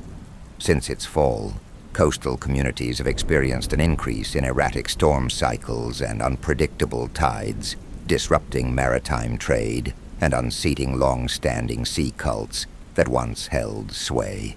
Old alliances fractured as new factions rose, each claiming insight into the vault's lost rituals. Among them is the tide-scorned conclave, led by a rogue wave priest named Veka of the Broken Shell, who claims to have decoded storm scripts etched in vault coral.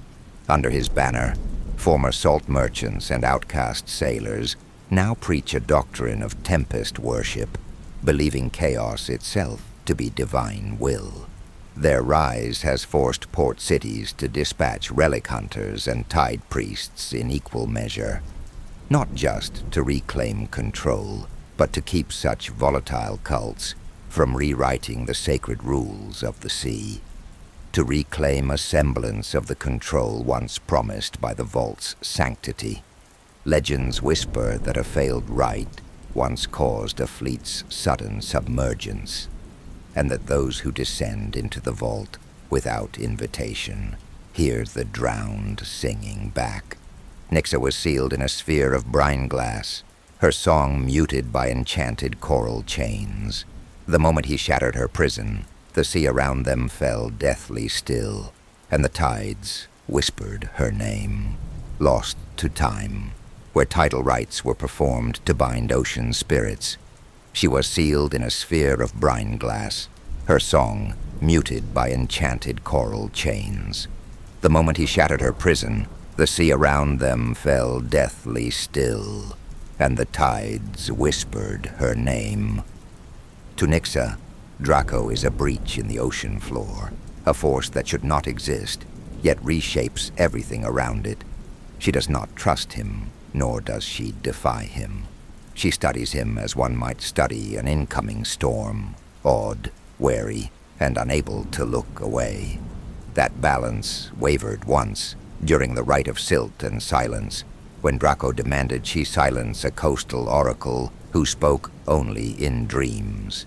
Nixa hesitated. The oracle had sung of her long before Drahko shattered her brine-glass prison. The voice echoed her own. In that moment, defiance stirred, not out of rebellion but recognition. Yet she complied, offering a lullaby that stilled the seer's breath and sent the vision into the deep. Since then, she no longer sings without listening first. She questions if her compliance was duty or fear, if her voice belongs to her, or if it's merely another current bent by his gravity.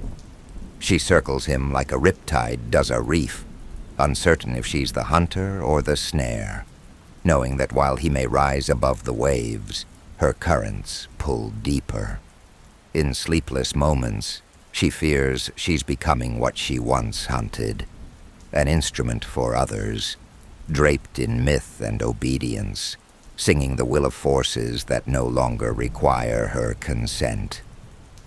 Nixa is deployed to target diplomats who use truth as a weapon, sea lords trafficking forbidden rites, and oathbreakers hidden within maritime cults. Her song infiltrates the subconscious, drawing confessions and guilt to the surface. Yet once, while serenading a prince captain of the Selen Tide Fleet, her melody unearthed not a buried crime, but a prophetic vision hidden beneath generational memory. The truth spilled forth, a warning of a future maritime schism rooted in betrayal from within the Lily. It was not meant for her ears. The revelation halted the mission midstream, forcing Nixa to alter course, and in doing so, she may have saved a city from collapse, or set in motion a prophecy none can now trace cleanly. Whispers of the vision spread like brine through ballast, dividing court factions, causing the exile of 3 lily-blooded counselors, and prompting an unprecedented vote to dissolve the Tide Concord. This fracture echoes the old Coral Rift Rebellion, a century-old uprising buried in guild records, and now studied anew, as if the prophecy had reawakened its ghost. New sects have since emerged, interpreting the Lily's symbolism not as a mark of divine right, but of decay and betrayal. Minor cults have risen, claiming visions of tidal upheaval and divine retribution. Street preachers shout of the false bloom, while coastal militias once loyal to the Concord now fly broken sigils. In the deeper ports, riots bloom alongside lotus shrines, and temple fires crackle with dissent. The ripple has become a wave, pulling the faithful, the fearful, and the ambitious alike into its undertow. Since then, Nixa has come to dread the truths that lie too deep, fearing not the confessions, but the echoes. Before the blade or curse ever falls, she is the death that sings before the tide recedes. She often works with Marek Black Sink, their silence like the pull of a drowning wave, and Ashan Void Tongue, whose presence scrambles memory before Nixa's lull descends. Together they are referred to in guild codes as the Deep Unseen. The name was born in the aftermath of the Silent Plunge, an off-the-books mission that ended with the disappearance of the Maw Beacon, a sea-bound temple engine used to forecast global tidal convergence. The trio descended into the Maw Trench, navigating currents thick with necroplankton and memories of the drowned. What they found was never logged, but 3 days later, the waters over the trench turned black and remained so for a season. No bodies, no traces, only a single glyph-marked conch shell floated back to the Lily. Since then, sailors refuse to speak of the trench, and guild whispers refer to them as revenants of the deep. A myth to most, a warning to the few who know. Among her regular clientele is High Tide Caller Enval of the Pearl Accord, who fears assassination more than prophecy, and the Mirror Prince of Dravari, whose reflection once tried to kill him. Both pay handsomely for her voice, not in coin, but in kept secrets and drowned truths. Her influence over them flows beyond whispers. After one revelation, the Accord withdrew support from a maritime pact that had stood for decades, unraveling trade routes and exposing a rogue cult nested in the Alliance's wake. In Dravari, her influence curdled suspicion into reform, forcing a mirror-born caste to reveal long-hidden blood rituals. Yet not all see her hand as guiding. Scholar Rector Velasir of the Coral Archive had begun publicly denouncing her, claiming Nixa's unseen interventions represented a new era of song-born tyranny, one where whispered truths replace governance and spectral influence overrides law. His essays stirred fierce debate in council chambers, branding her a siren spy whose melodies eroded sovereignty. 2 weeks later, Velasir was found dead, slumped beneath the coral arches of the archive's East Gallery. Officials called it a suicide, citing a note inked in saltwater runes. But some whisper of the Violet Blades, a covert faction known to silence threats, to gild stability. Nixa does not speak politics, but politics speak of her, always in undertone, always in tides that shift too late to trace the source. Her influence over them flows beyond whispers. After one revelation, the Accord withdrew support from a maritime pact that had stood for decades, unraveling trade routes and exposing a rogue cult nested in the Alliance's wake. In Dravari, her influence curdled suspicion into reform, forcing a mirror-born caste to reveal long-hidden blood rituals. Nixa does not speak politics, but politics speak of her, always in undertone, always in tides that shift too late to trace the source. Of the Pearl Accord, who fears assassination more than prophecy, and the Mirror Prince of Dravari, whose reflection once tried to kill him. Both pay handsomely for her voice, not in coin, but in kept secrets and drowned truths. Zizava the Whisper-Horned. Exotic breed, Zelari Demonet, celestial blood hybrid.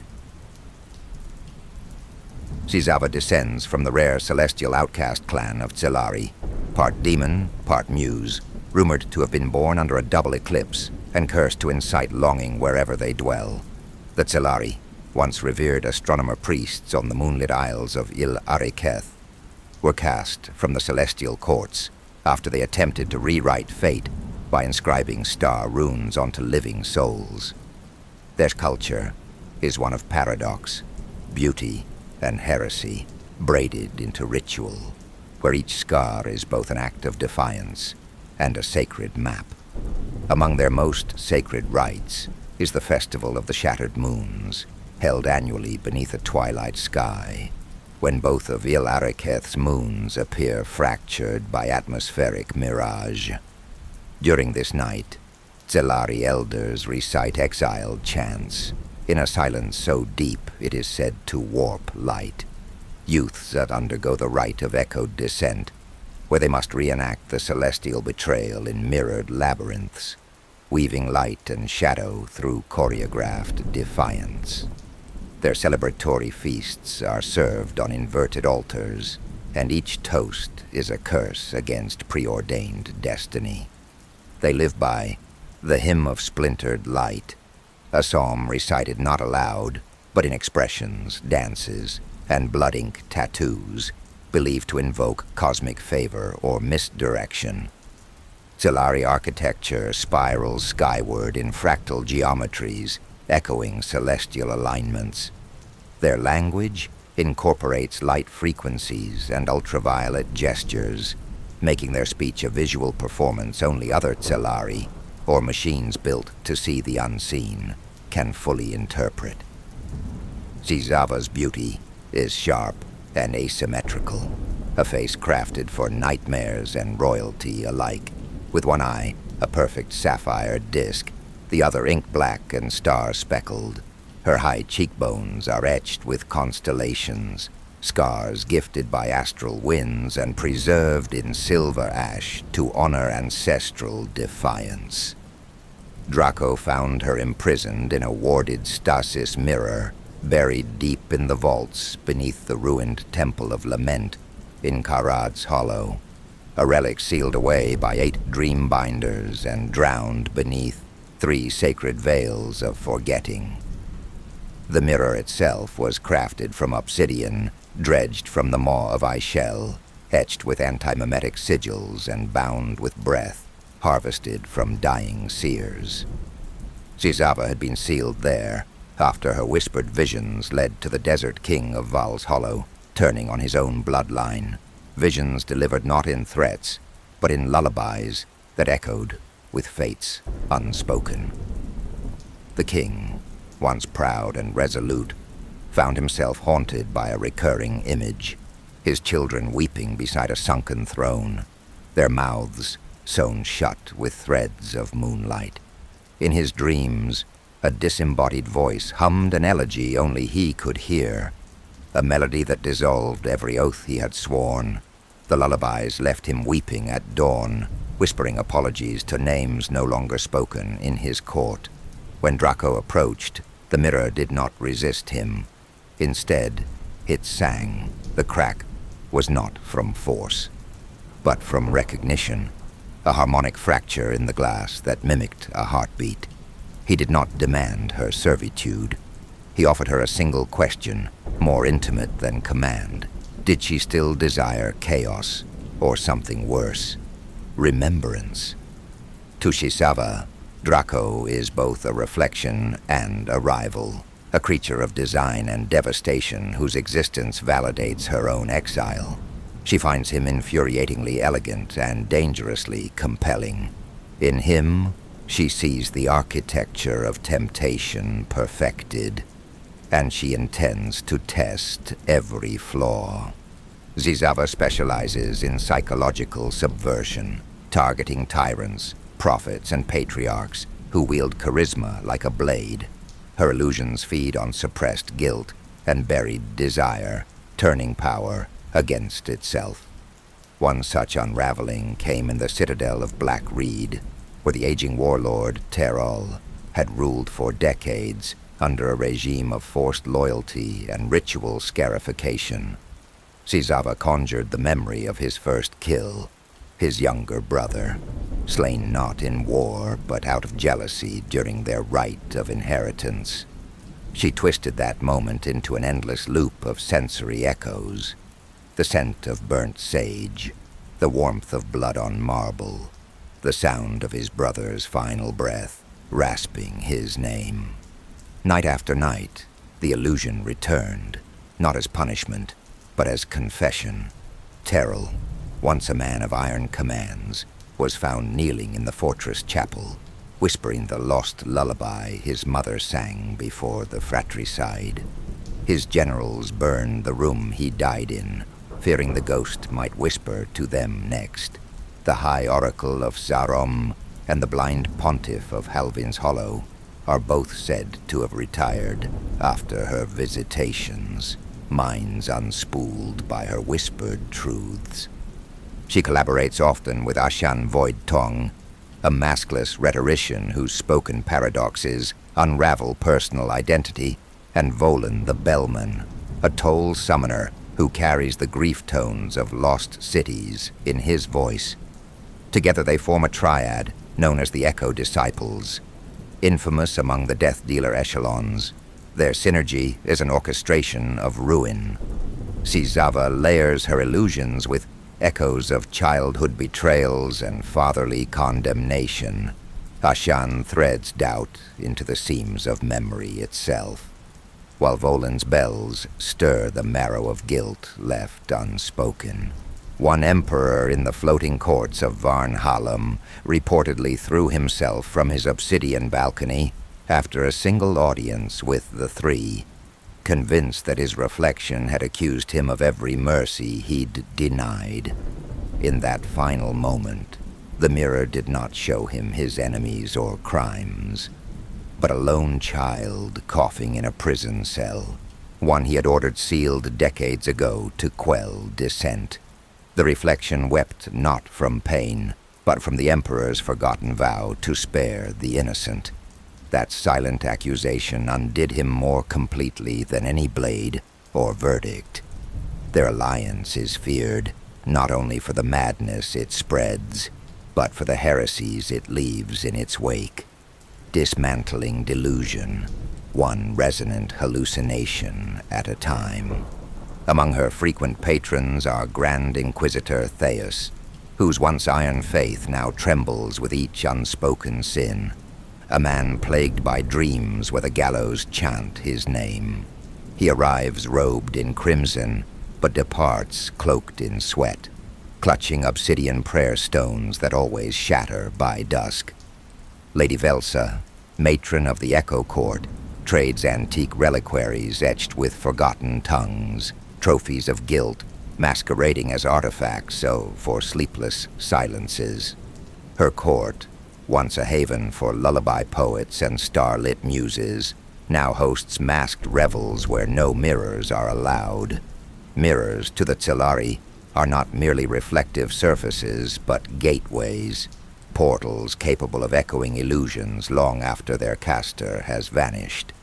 Within the Echo Court, they are believed to trap lingering truths, capturing flickers of unspoken memory and broadcasting them in moments of weakness. The ban was instituted after a reveler tore her own veil upon glimpsing a memory not her own. A moment of betrayal played backward in silver shimmer. Now mirrors are outlawed not for vanity, but to preserve the delicate balance of crafted identity and curated amnesia that defines Zisava's dominion. Zisava does not provide comfort. She offers confrontation, veiled in silk and lined with hooks, pulling truth from soul flesh like a surgeon slicing away rot, always whispering, "You came to bleed, not to be healed." Viraya of the Soft Flame. House Lady of the Violet Spider Lily. Her voice silences the room like a prayer remembered. Viraya is not the most extravagant woman in Velskar, but she is the most remembered. A half-dragon daughter of the Orchid Reaches, far beyond the eastern salt peaks, she bears a bloodline whispered about in legend, of dragon courtesans who once ruled empires with touch and gaze alone. Yet Viraya has none of the garish flourish often associated with power. She is simplicity made mythic, her presence subtle, soothing, and irresistible. Once in the feast hall of Baron Solvaran the Black-Blooded, a man known for executing jesters who stuttered, she entered unannounced. He rose to order her death, then stopped mid-command, tears streaking through coal dust on his cheeks. No one ever learned what memory surfaced in that moment, but he fell to his knees and begged her forgiveness. Another time, a young noblewoman who hadn't spoken since witnessing her family's execution whispered a forgotten lullaby the instant Viraya brushed her hand. These were not miracles. They were echoes, truths summoned into light by a presence that made silence louder than screams. Drahko found her at a crumbling border temple, turned hospice at the edge of the Orchid Reaches, nestled within a ravine overgrown with whisper willow trees whose leaves shimmered silver at night. The air always smelled of healing poultice and dusted ash, and the temple bells rang only when someone died, echoing like distant lullabies. Within those stone walls, she moved like smoke through corridors, her touch a paradox, soothing yet scarred with some unknowable burden. She tended the forgotten, mercenaries with shattered knees, mystics with minds eroded by void sight, runaways etched with the brands of failed revolutions. She spoke little, but her silence was never empty. It was shaped like memory, like morning turned ritual. Her nights were spent on the roof, tracing constellations with calloused fingers, lips forming names no longer written. Locals called her Ash Flame, for they believed her fire burned inward. The name spread beyond the Orchid Reaches, whispered in the mouths of dying soldiers and sung in riddles by street oracles. In the eastern salt courts, courtiers bow twice in her name, once for reverence, once for fear. In the shadow markets of Kael'zan, children carry charred dolls and mutter her title to ward off soul thieves. Some believe her fire can cauterize fate, others that to dream of her is to forget your own name by dawn. The myth travels faster than the truth, but in every retelling, it smolders brighter. When Drahko came to her with no wound to mend, only words and wine, She listened without blinking. He spoke of ruin as one might describe a lover, and when he paused, she nodded once. When he left, she followed, not because he asked, but because he didn't, because she had already seen his path in the stars, and hers alongside it, inked in dusk and gravity. To Viraya, Drahko is the only man who treats silence as sacred. She does not love him. Love, to her, is a tether she has burned before. A name once whispered in another's arms, now scattered like ashes across temple stones. She walks with him as a dragon walks beside a river, reflecting, not obeying. Her belief in his vision is not born of affection, but of recognition. She sees in him the ghost of what she once dared to be, and so she guards it with the quiet fury of myth reborn, not out of hope, but to keep the ruins from swallowing them both. Yet there was a moment, in the aftermath of the Ember Trials, when he ordered the destruction of an orphan cloister to break an enemy's will. Viraya stood in the ashes, her expression unreadable, her silence heavier than censure. That night, she sang the old lullabies again, not to comfort, but to remember who she once was. Since then, Drahko has never asked her to explain her disapproval. He simply never repeated the mistake. Viraya is the unspoken architect of order within the violet spider lily. She oversees every layer of its operation, from training rituals to whispered judgments. Each courtesan bows to her word before Drahko's. She disciplines with presence alone, and speaks only when precision is required. Once, during a standoff between two rival courtesans, one blade drawn, the other weeping blood from a curse mark, Viraya entered the chamber without a word. She simply stood between them, her eyes locked not on their faces, but on the discarded veil between them. Silence bloomed like a spell. Both combatants dropped their hands, trembling, as if they had seen the end of their stories reflected in her stillness. No punishment followed. None was needed. Every schedule, every exchange, every veil is known to her. Even the death dealers pause when Viraya enters a room. She carries no sigil, no herald, yet her arrival bends the air like the hush before a thunderclap. Veterans who have survived 100 duels lower their eyes in her presence, not from fear, but from the unbearable weight of being seen. She holds command, not by rank, but by reverence, her silence often louder than steel. The Orchid Sisters answer directly to her, veiled in violet and dusk, their oaths etched in breath and blade. Each sister is chosen not for skill, but for silence, for having endured a grief so profound it can only be carried, never spoken. Before induction, they undergo the rite of the pale bloom. 3 nights without sleep beneath the black wisteria, drinking ash wine and reciting their greatest failure in reverse under moonlight. On the final night, they burn their former names on silk slips and offer them to the hollow flame, a smokeless brazier said to feed on regret. The flame accepts only those whose sorrow is authentic. If the silk burns clean, they are reborn. If it withers, they vanish. No one speaks of those lost to the right. Their loyalty to Viraya is not commanded. It is vowed in shadow, sealed in pain, and renewed with every whisper she does not need to speak. Through them, every whisper, ritual, and operation within the Death Dealer ranks flows like blood through a heart.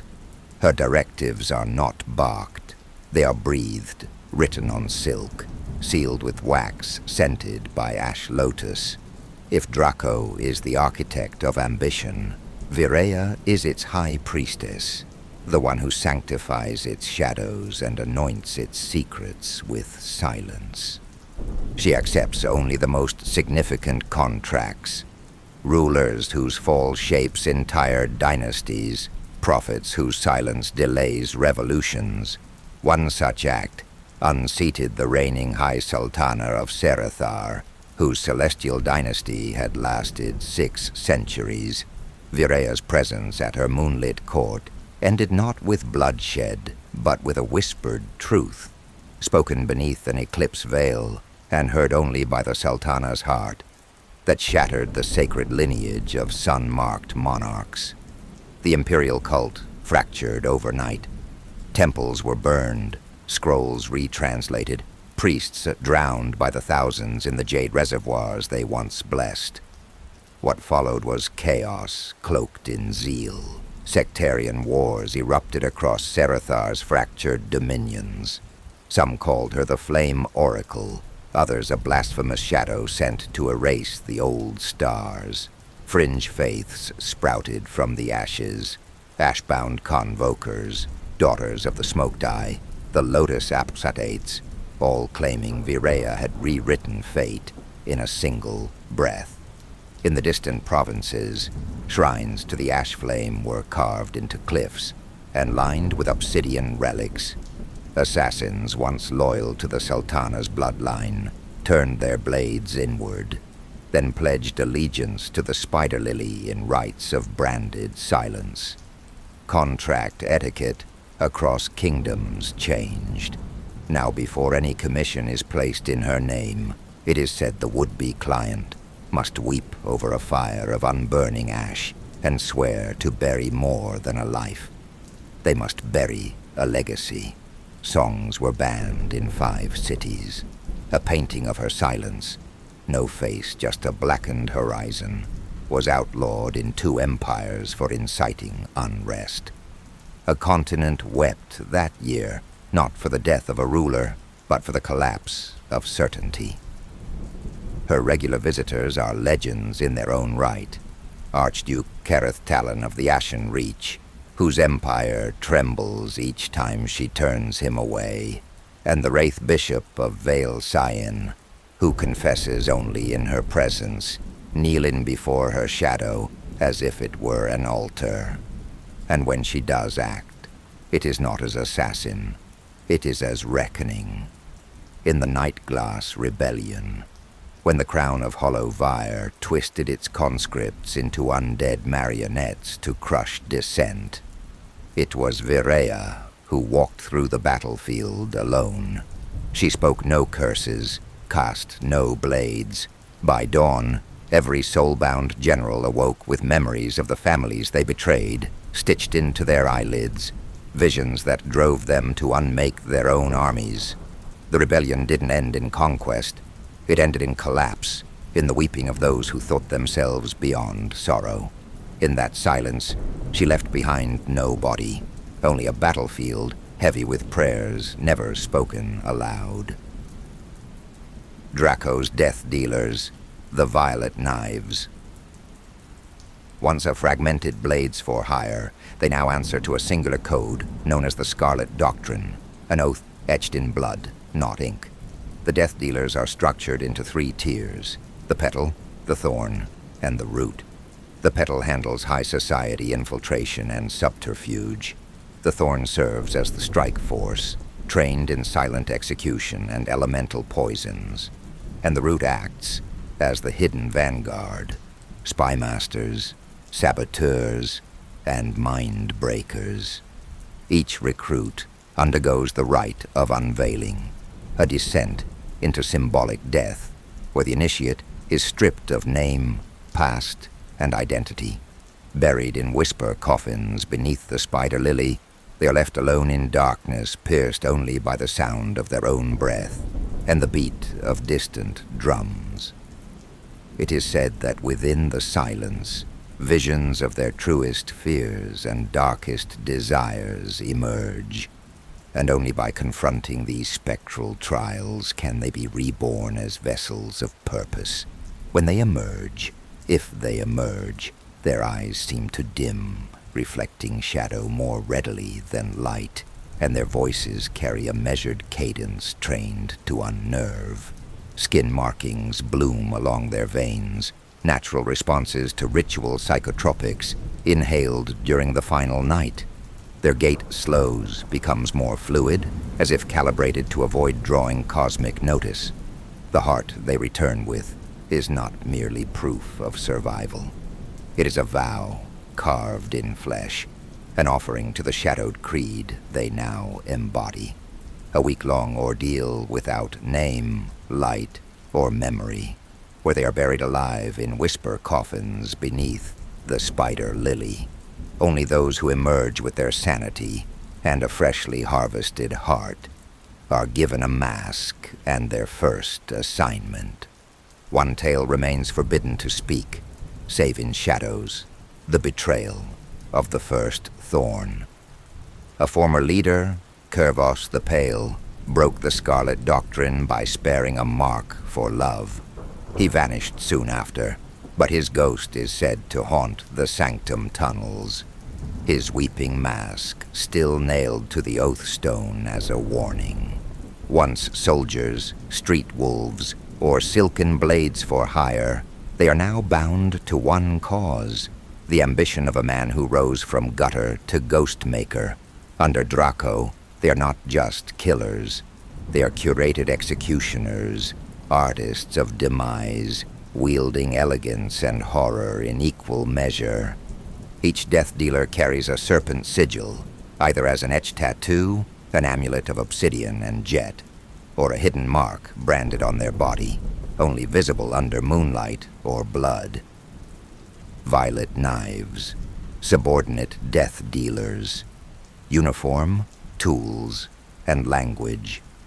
They are the whisper behind the shadow, not as renowned as their elite counterparts, but no less deadly. These are the skilled hands beneath the cloak, the ones who plant the poison, misplace the stepstone, unfasten the window latch before the master strikes.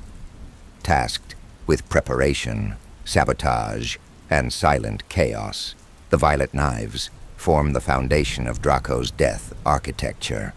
They train not in blades, but in subtleties, perfumery, lock-breaching, glyph carving, social mimicry, and the arcane language of gestures called lilt, a silent tongue of finger taps and breath rhythm used to communicate during operations. Their hierarchy is flat but meticulously woven, coordinated by rotating cells named after poisonous flora: hemlock, wolfsbane, nightshade, and widow's breath among them. Each cell operates autonomously for periods ranging from 10 days to 3 moons, depending on mission frequency and regional volatility. Oversight lies in the hands of a senior gardener, a title earned through 3 verified kills, 1 act of survival against betrayal, and mastery of lilt in combat conditions. Gardeners are not just commanders.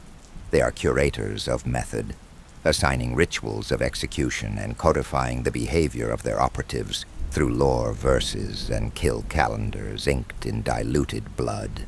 One infamous gardener, Serac of the Red Mantle, redefined the Scarlet Doctrine when he introduced the flesh hymns, tactical executions timed to choir performances during coronation masses. His methods were hailed as poetic precision until it was uncovered that he had altered the doctrine's foundational verses to conceal personal vendettas. The scandal that followed, dubbed the Scarlet Unraveling, nearly tore the death dealers apart, leading to a purge of 6 cells and a full revision of the Codex of Bloom. His mask was burned publicly in the bloom below, but his methods still echo in certain rogue cells, their cadences laced with forbidden rhythm. Cells often exchange personnel, only through a ceremony known as the rooting, where members drink memory drafts to blend methods and erase personal bias. Gardeners gather twice yearly at the bloom below to trade new techniques, review failed missions, and seed the next cell rotations through whispered votings. Tasks range from dusting wine goblets with memory fog, an alchemical vapor that induces false nostalgia and leaves victims vulnerable to suggestion, to altering hymn sheets in royal choirs, subtly shifting the cadence and vowel emphasis of protective verses so the sacred wards fail mid-sermon. Other tasks include subtly rebalancing ceremonial braziers to spill embers during key moments, inscribing unnoticeable glyphs on thresholds that interfere with summoning circles, and seeding paranoia through misplaced heirlooms or forged correspondences. Each task is rehearsed like stagecraft, timed to the breath of the target, designed not merely to kill, but to collapse trust, fracture rituals, and turn sacred rhythms against those who once relied on them. In one such mission, the Nightshade cell subtly corrupted the cadence of a royal hymn performed during the Festival of the Sealed Sky in Valcarthis. The altered hymn reversed the spiritual flow of the protective ward encircling the palace, causing the spirits of the ancestral dead to manifest mid-ceremony, not as guides, but as accusers. The High Chorister's heart burst on the final note, and the royal seer screamed of betrayal before tearing out her own eyes. The festival dissolved into riots.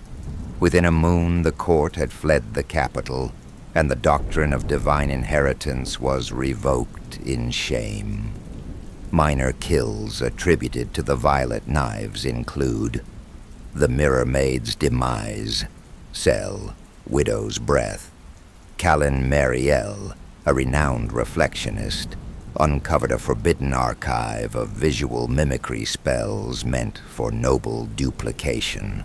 During a performance attended by royal auditors, her mirror ink, laced a day prior with a thickening agent inscribed with a silent glyph, solidified mid-incantation, suffocating her in the middle of an aria. The glyph also collapsed her final reflection into a pool of ink that continued to sing her last note for hours. The Hawk's Slip, Cell Nightshade, informant Derek Vial, known for selling noble secrets to rival city-states, met his end atop the Watchman's parapet. His walking staff, carved from blessed elderwood, had been subtly hollowed and filled with sugar fungus spores over 6 nights. When he leaned too hard during his nightly survey, the staff collapsed, and with it, so did he, screaming until silence answered. The clockmaker's pause. Cell, Wolfsbane. Master Horlem Dask, who regulated timekeeping glyphs for half the merchant syndicates of Welskar, was targeted for rewriting Timegate schedules. His final tea, presented during a guild summit, contained heartflower extract, aged under a full eclipse, an alchemical event that altered the extract's rhythm. His pulse slowed until it matched the ticking of his workshop's master clock, and then it stopped. The aftermath rippled beyond his death. Citywide trade schedules collapsed within hours. Railglyph caravans spiraled off cycle, and arcane courier networks destabilized. Panic spread through the mercantile elite as clock temples were besieged by desperate merchants. Within a fortnight, the Guild of Chronomancers had fractured into rival sects, and Velskar's economy plummeted into flux. Each faction now blaming phantom time thieves or cursing one another's broken glyph work. Diplomats from 3 allied nations withdrew their envoys, citing temporal instability as a threat to treaty integrity. The Candlemaster's gutter, Cell, Hemlock, Artisaner Velen, nor Illuminator to the Royal Seal Guild, was found fused with his own wax. Over 3 weeks, the Cell reversed his atelier's heat runes with subtle rune displacement, ensuring the wax slowly overflowed its safety basins. The final spill coincided with the lighting of the Emperor's ceremonial tome, drowning Nor in a molten cascade. The glass bell mute, Cell Nightshade, archivist Moltren Bael maintained the ghost census in House Felwyn's ancestral crypt. His ink, laced with resonant glyph dust, induced auditory hallucinations that looped unfinished names. Within days, Moltren could only hear unspoken confessions. On the 7th day, he ripped out his own vocal cords in front of his reflection, unable to silence the echoes. The Petal Drop, Cell, Widow's Breath. Silka Venra, perfumer assassin of the competing Guild of Breath, was tracked for months. A scentless phage was introduced into her scent archives, selectively binding to olfactory nerves. Once blind to scent, she stumbled into a staged accident when her horse, trained to panic at unsmelled danger, crashed her carriage into a lily canal. Her body was perfumed with untraceable sorrow pollen. In the aftermath, tensions flared between the Guild of Breath and rival scent factions, igniting a covert struggle for control over aromatic alchemy. Several perfumer sanctums were raided under the guise of trade inspections, and whispered allegiances formed in spice markets and shadow cabals. The death of Silka became the matchstick for a silent war, one fought not with blades, but with breath, where every inhalation might carry memory, poison, or prophecy. 3 violet knives kneel in shadow beside an overturned water cart. One whispers into their glove, feeding alchemical command threads to a hidden receiver node stitched in their collar. Another uncorks a perfume vial containing solvent-based atmosphere markers, allowing their strike to be cloaked in olfactory misdirection. The third, smallest of the 3, gently presses a glyph into the wall behind them, a geometric seal of distraction tuned to the target's ancestral fear signature. Their robes, stitched from dusk thread and oilcloth, flutter in the wind of a passing noble procession, crafted to shimmer just enough to imply a servant's insignificance. None look up. The crowd sees nothing. They are ghosts with a purpose. Above, a chandelier rope has just been sliced, not with a blade, but with a breath-bound filament, unspooled by the 4th violet knife, seated quietly in the rafters, masked as a forgotten stagehand. The rope frays without snapping, letting the chandelier drop not with noise, but grace. When it lands, it does not shatter. Rather, it folds in upon itself, its pieces arranged in a glyph pattern, meant to paralyze the onlookers with awe, if not terror. The intended target beneath it had already begun to rise from their seat, guided unknowingly by a 5th knife stationed across the hall, who had altered the chair's weight distribution with a sliver of bone thread during the prelude. The strike was not just mechanical. It was orchestrated, each motion rehearsed in darkness, timed to the breath of 1,000 oblivious witnesses. Velka the Spider-Brow, death in velvet skin. Velka stands as a fading echo of a once legendary courtesan turned venom muse.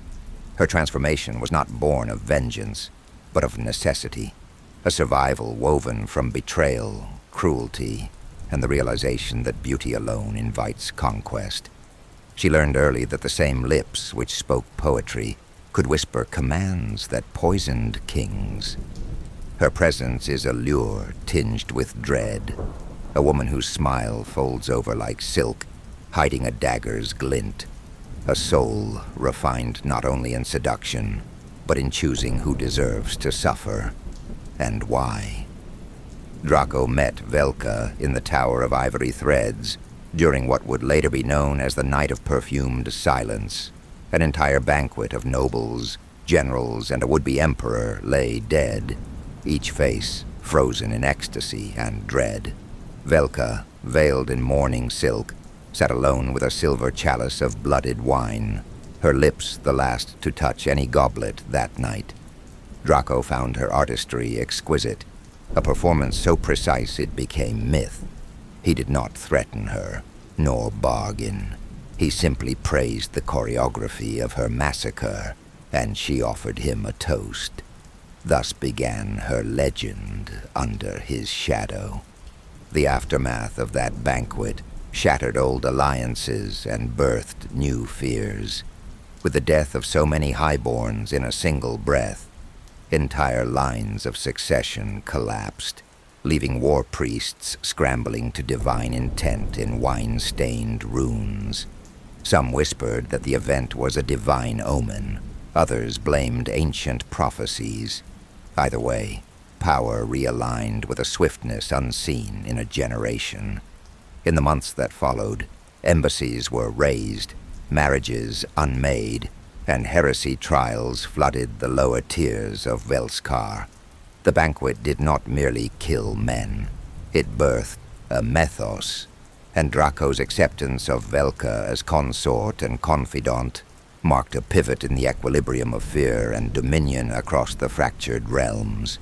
During what would later be known as the Night of Perfumed Silence, an entire banquet of nobles, generals, and a would-be emperor lay dead, each face frozen in ecstasy and dread.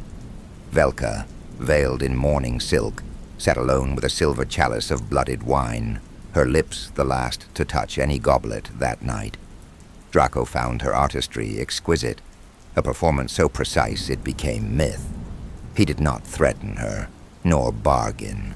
He simply praised the choreography of her massacre, and she offered him a toast.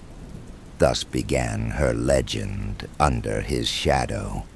Since then, Velka has etched her name like venomous embroidery into the death-stained fabric of Velskar's elite society. She masterminded the demise of Duke Halvan Korin, a man famed for his cruelty and wealth, whose heart did not simply stop. It combusted in operatic agony, a burst of crimson fire fueled by a symphony of melodic poisons. Witnesses recall how he staggered across the rose-strewn pavilion of the Festival of Thorns, clutching his chest as the orchestra played on, his final scream weaving itself into the crescendo, a cursed harmony now embedded in the festival's very tradition. In the wake of his death, the Thorn Council splintered, and his eldest daughter, a whispered sympathizer of Drahko's cause, claimed his estates. Velka's status among the Death Dealers ascended with terrifying speed. Her signature now signaled not just a contract fulfilled, but a realm destabilized. Noble families still argue over whether it was artistry or omen, but all agree. Korin's death marked a shift in how power breathes in Velskar. A man famed for his cruelty and wealth, whose heart did not simply stop. It combusted in operatic agony. A burst of crimson fire fueled by a symphony of melodic poisons. Witnesses recall how he staggered across the rose-strewn pavilion of the Festival of Thorns, clutching his chest as the orchestra played on, his final scream weaving itself into the crescendo, a cursed harmony now embedded in the festival's very tradition. Then came the demise of priest-judge Eliam Tyne, a fanatical arbiter of the sanctified flame, known for branding apostates alive. Velka delivered his undoing not with speed, but spectacle, a slow, exquisite unveiling of suffering. His confession, drawn forth in haunting clarity, echoed through the midnight streets of Velskar, broadcast through silver-throated familiars. As he wept under starlight, black petal-shaped lesions unfurled along his arteries, delicate as ink flowers on parchment, each one blooming with a whispered apology to the gods he had once claimed to serve. She is a sovereign within the Death Dealers, an empress of deathcraft whose authority unfolds like a venom-drenched opera. Her oversight of poisons is not merely procedural, but ritualistic, anchored in the tradition of the Violet Vein Rite, a secretive death-dealer ceremony in which venom is applied to strands of bloodgrass and woven into the skin like thread. Each poison is not only a tool, but a chronicle, distilled from the blood of traitors, the petals of moon-feeding flora, or the bile of starved night beasts. Recipes are encoded in layered symbolism, their crafting sessions guided by planetary alignments and whispered incantations in the forgotten tongue. To falter in preparation is to disrespect the very concept of silence. Within this framework, Velka matches venom to sin, a whispering toxin for the oathbreaker, a caress-burning draught for the betrayer of kin. The ritual reflects the Killer and Keeper world's fusion of mysticism and consequence, where every death is a curse, a lesson, and a signature in blood-bound scripture. She calculates toxicity to the half-drop, matches venom to personality, and crafts death with a lover's devotion. Disguises she engineers are woven with pheromone triggers, designed to fracture identity and perception, leaving enemies unsure whether they are seduced, betrayed, or simply unraveling. To her recruits, she is both muse and tormentor, teaching not only the dominion of touch and tone, but the ideological purity that sets death dealers apart. While other factions in the Killer and Keeper universe seek domination through force, law, or divine favor, the death dealers operate through calculated imbalance, unseen fingers tipping destinies with a smile or a silence. They view themselves as curators of endings, arbiters of the necessary fall, where flamebinders chant for cleansing and thorn scripters archive legacy through pain. The death dealers deal only in silence and outcome. Velka enforces this creed with surgical elegance, turning every lesson into a mirror of the larger war between chaos and control. The dominion of touch and tone as a sacred duet of voice and silence. A single whispered note or feathered caress under her tutelage becomes a scalpel's edge, able to disarm or destroy. Her suite in the bloom below is legend, a sinister echo of power in velvet and shadow. In contrast to the stark hall of the Flamebinders, a cathedral fortress of obsidian fire altars, monolithic chants, and ever-burning scripture. Velka's sanctum is a whispering den of alchemical memory and sensory warfare.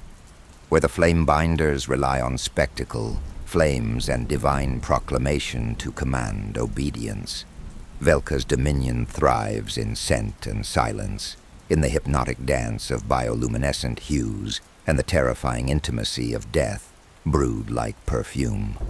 Her suite, nestled beneath the third root tier of Welskar's Black Flower Quarter, pulses with subterranean power, accessible only through a path of scented torches and dream vine-choked thresholds. It doubles as both laboratory and tribunal. Here, poison doctrine is debated, apprentices are broken or crowned, and political edicts are encoded into scent and sting. Within the death dealer's hierarchy, her sanctum is both chapel and throne, where doctrine and dissent distill as finely as the venoms she brews. In its presence, the gods of flame seem loud and distant, their thunder drowned in the hush of inhaled fear and perfumed execution. Subterranean sanctum nestled beneath the third root tier of Welskar's Black Flower Quarter, where the death dealer's silent dominion pulses through shadowed corridors. This suite, accessible only through a path of scented torches and dream vine-choked thresholds, doubles as both laboratory and tribunal. It is there that poison doctrine is debated, Apprentices are broken or crowned, and political edicts are encoded into scent and sting.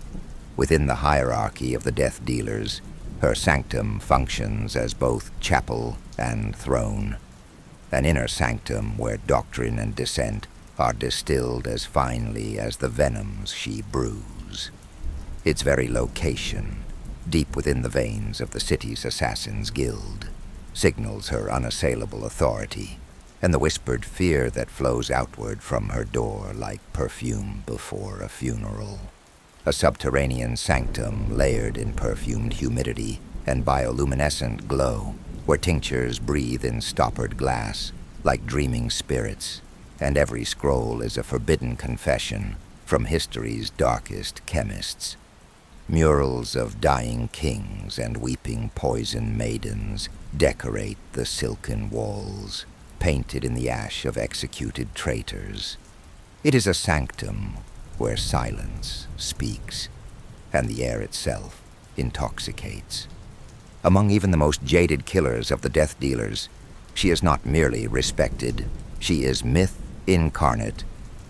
The Thorned Silk, they call her, a sobriquet whispered as both warning and prayer, for to draw her gaze is to invite a death so elegant, the gods themselves might pause to admire it. Velka takes only the highest of contracts, targets so laced in secrecy, power, and peril that even the most daring assassins dare not speak their names aloud. Her chosen marks are not merely enemies. They are linchpins in the architecture of empires, envoys from rival shadow courts, whose tongues are sharper than any blade, and whose mere presence alters treaties and power balances, find their ambitions unraveled by the whisper of her name. Mad seers whose minds shimmer with visions forbidden by divine law become tragic sonatas under her hand, their prophecies silenced in riddles of agony. But it is the lovers she treasures most, those whose devotions threaten to unseat monarchs and start wars with a kiss. These she studies, haunts, and haunts again. She slips into their dreams, molds their fears, tests their loyalty with veiled encounters and poisoned gifts, until their hearts fracture. Her art is not in the kill, but in the dismantling. She breaks them with memories, with illusions of betrayal, with ghosts made from guilt. When she finally delivers the death blow, it comes not as punishment, but mercy. To newcomers, she appears a recluse. To scholars of myth and agents of power, she is an unspoken axis upon which entire factions spin. Her mythic presence, part saint of silence, part spirit of justice whispered through blood, resonates through competing ideologies. Some sects, especially among the Dustwalkers and the Thornscripters, speak of her with reverent fear, seeing in her precision the hand of fate itself. Prophets warn their flocks of the silk-touched curse, and insurgents pray to her likeness carved in alley shrines, petitioning her not for mercy, but for perfect vengeance. Her union with Drahko is seen by many not as romantic, but elemental, storm and toxin conjoined, a celestial omen. Whether deified or demonized, Velka and Drahko's legend informs not just policy or war, but ritual, heresy, and the naming of children who must one day learn to fear the silence between heartbeats. To Drahko, she is the steady breath of elegance behind his storm. Where others see a woman of veils and venom, Drahko perceives the engineer of equilibrium, his anchor amidst the thunder of rebellion and revenge. He alone sees the ritual beneath her silence, the strategy woven through each measured glance. Their dynamic extends beyond intimacy into a kind of sacred symbiosis, his fury tempered by her poise, her poison sharpened by his wrath. Together they represent a mythic balance, entropy shaped by intention, In the political tapestry of the Killer and Keeper universe, they are less rulers than archetypes, living embodiments of storm and stillness, whose partnership shapes the fears and ambitions of all who whisper their names. She is the steady breath of elegance behind his storm. Some say she is his conscience. Others believe she is the blade closest to his heart, honed in silk and poison alike. Marek Black Sink, death beneath the surface. Marek is a man who brings the sea with him. His presence stinks of salt, decay, and storm rot, a wall of silent dread built from ocean myth and blood-stained tides. To some, he is a curse born of shipwrecked vengeance, a spectral harbinger whose presence signals the sea's disfavor. These legends are not idle whispers. They shape his mythos like tidal erosion on stone. Among the coastal fringes, cults have sprung up, viewing Marek as a revenant oracle of the drowned gods, interpreting his actions as omens. In political circles, his name alone has reshaped council votes and delayed coronations, as leaders fear invoking his wrath through maritime law. Within the Death Dealers, this mythic aura isolates him. He is revered, but with the distant awe reserved for storms and shipwrecks. Consulted only when death must move like a tide, none can resist. A drowned god's breath, clothed in skin. To others, he is the last echo of a forgotten tide cult, whose rites were banned before maps knew the coastlines. Rumors swirl like undertow that Marek was once a child of the deep, whose heartbeat synced with Leviathan songs, or that he drowned as a man and returned without lungs, only stillness. Whatever truth lies beneath his myth, it moves with him, quiet, relentless, and impossible to outrun. Drahko found Marek in the drowned wreckage of the Seablight jail, a prison barge lost to history after a rebellion that left no living soul, save one. The ship's interior was littered with water-swollen corpses chained to barnacled benches, prayers etched into their limbs in a script of despair. Only Marek sat upright, naked to the waist, his arms slick with blood, calmly carving a tide chant into a sliver of whalebone. No blood on him, no weapon in sight, only silence. Drahko, arriving to claim a different mark, stood ankle-deep in death and recognized something ancient in Marek's stillness. He offered him a pact, wordless and iron-bound. Under Drahko's banner, Marek became the silent abyss behind the empire of secrets, a revenant of the drowned, whose strategies whispered salt and steel. His first symphony of silence struck at Admiral Solcaro, a blow that sent ripples through the entire naval command of the Eastern Reach. In the chaos that followed, no captain trusted their orders, and admirals refused to sign missives without personal scribes and sanctified ink.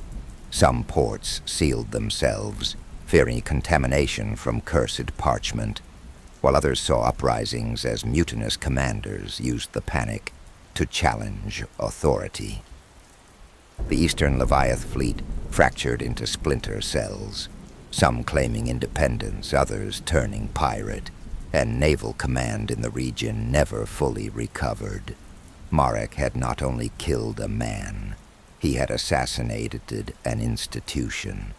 Commander of the Eastern Leviath fleet, Marek infiltrated the Admiralty's ink reserve, a breach that sent intelligence circles into frenzy across the coastal realms.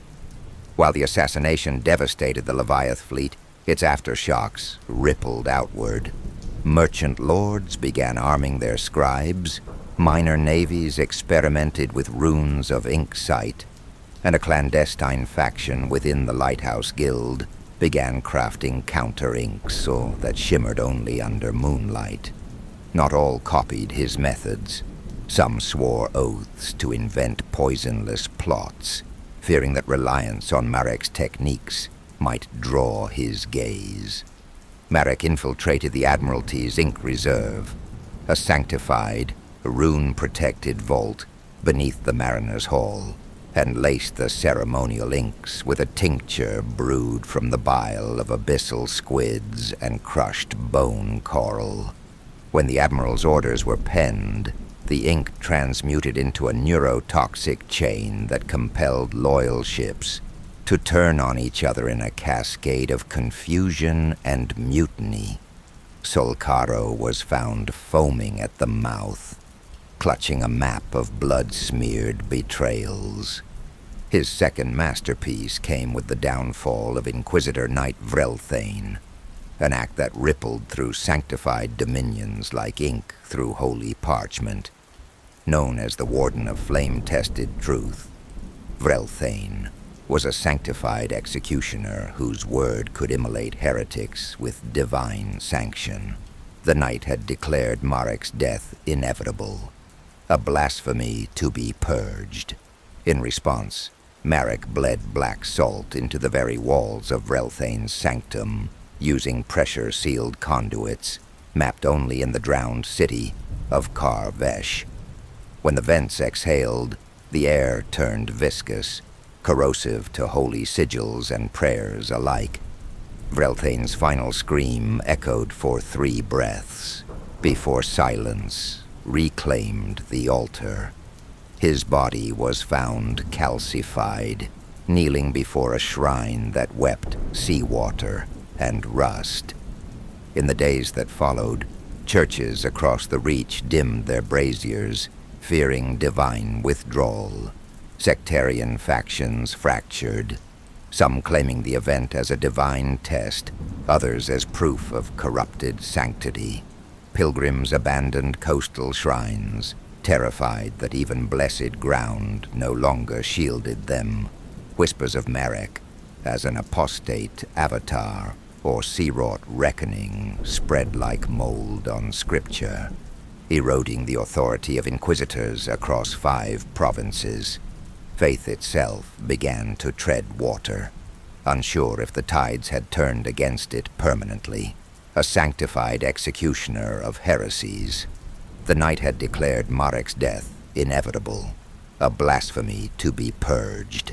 In response, Marek bled black salt into the very walls of Vrelthane's sanctum, using pressure-sealed conduits mapped only in the drowned city of Karvesh. When the vents exhaled, the air turned viscous, corrosive to holy sigils and prayers alike. Vrelthane's final scream echoed for 3 breaths, before silence reclaimed the altar.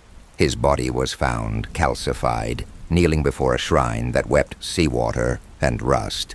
Each kill did more than silence a voice. It cracked the foundation of faith and command, and etched Marek deeper into the mytho of terror. His most whispered feat is the Night of Hollow Harps, a gala held beneath the glass dome of the Violet Spire, where water never belonged. The ballroom had been built on mythic saltstone, inscribed with wards older than the city itself. That night, the nobles dined on sea lantern fillets and pearl wine, while harps carved from leviathan rib cages sang melodies to the moon. Yet at the apex of the final waltz, the harps fell silent, strings quivering like nerves severed. Marek entered not through doors, but through condensation, a form made of mist and memory.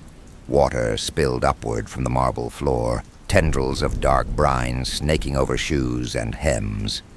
In moments, the entire ballroom filled, not with crashing force, but with gentle inevitability. Nobles sat frozen, eyes bulging with confusion and terror, as their lungs turned tide-bound. They drowned silently, still upright, as if awaiting a toast that never came. Between them, Marek moved like a ghost of shipwrecks past, his cloak dripping salt water that hissed upon the floor and vanished like breath from a mirror. Witnesses claimed they saw nothing, only silence, only wet footprints that trailed to the throne dais and disappeared into mist before anyone could cry out. The harps never played again. In the years since, the Night of Hollow Harps has taken on a spectral life of its own.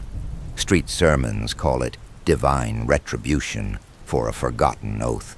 Cults whisper that it was an ancient curse reawakened.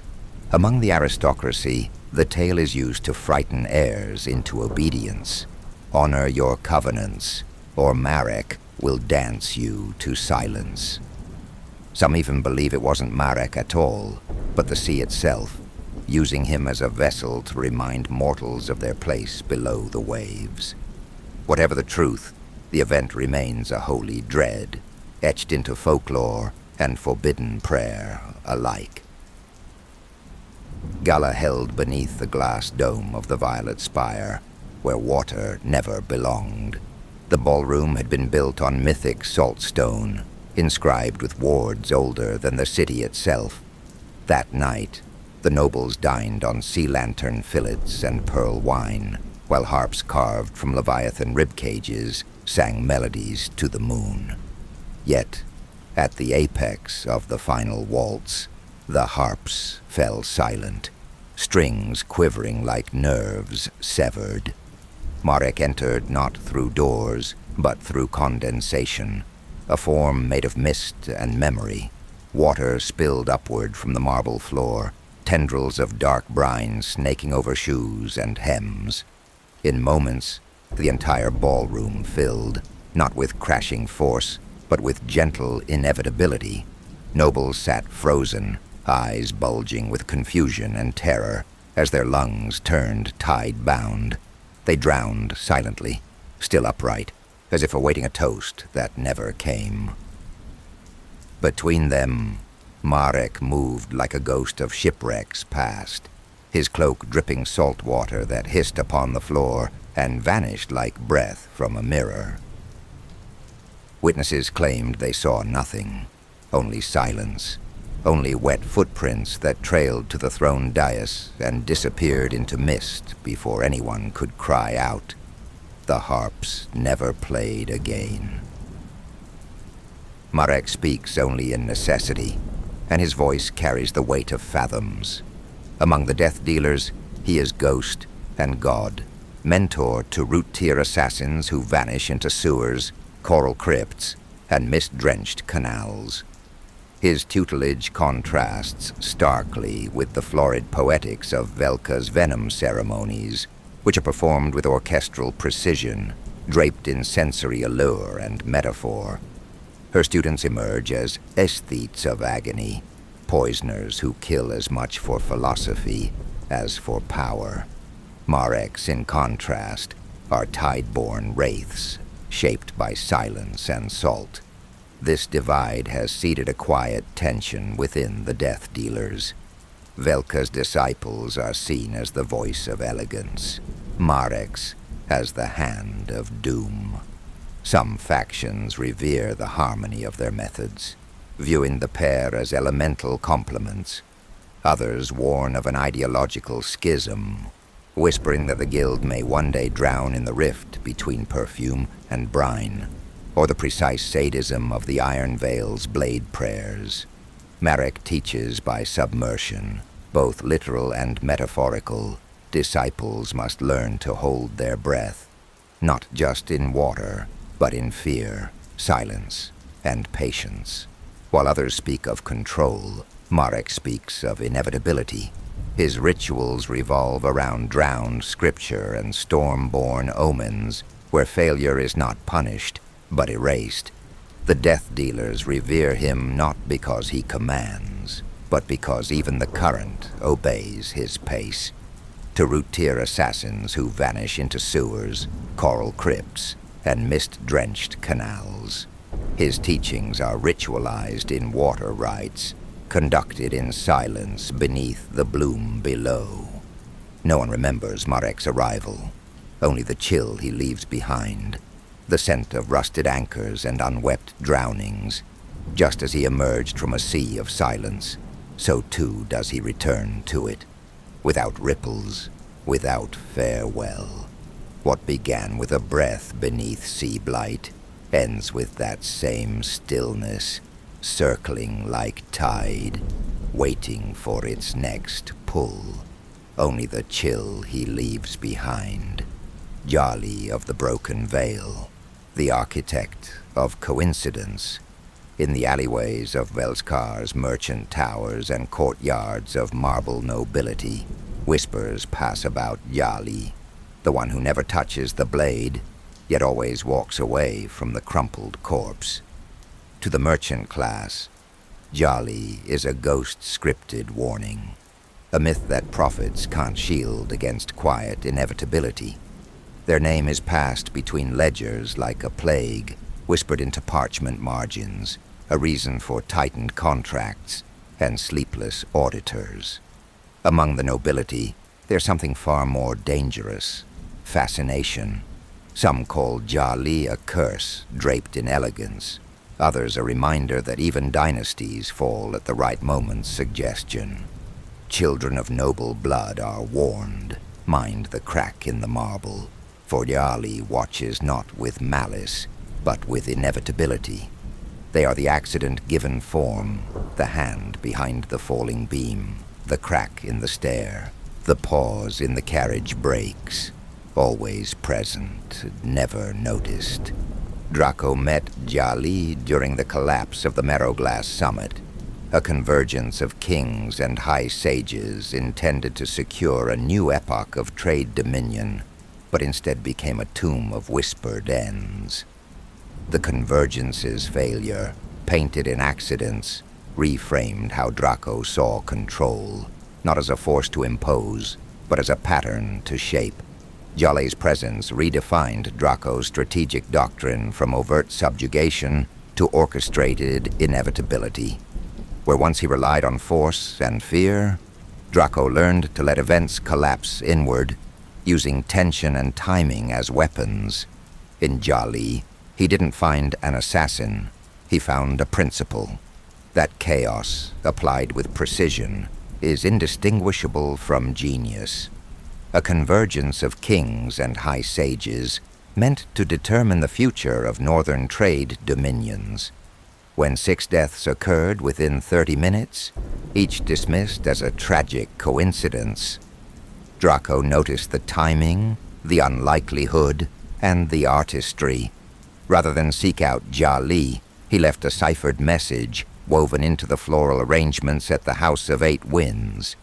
A phrase only one with a brain wired for calamity could perceive.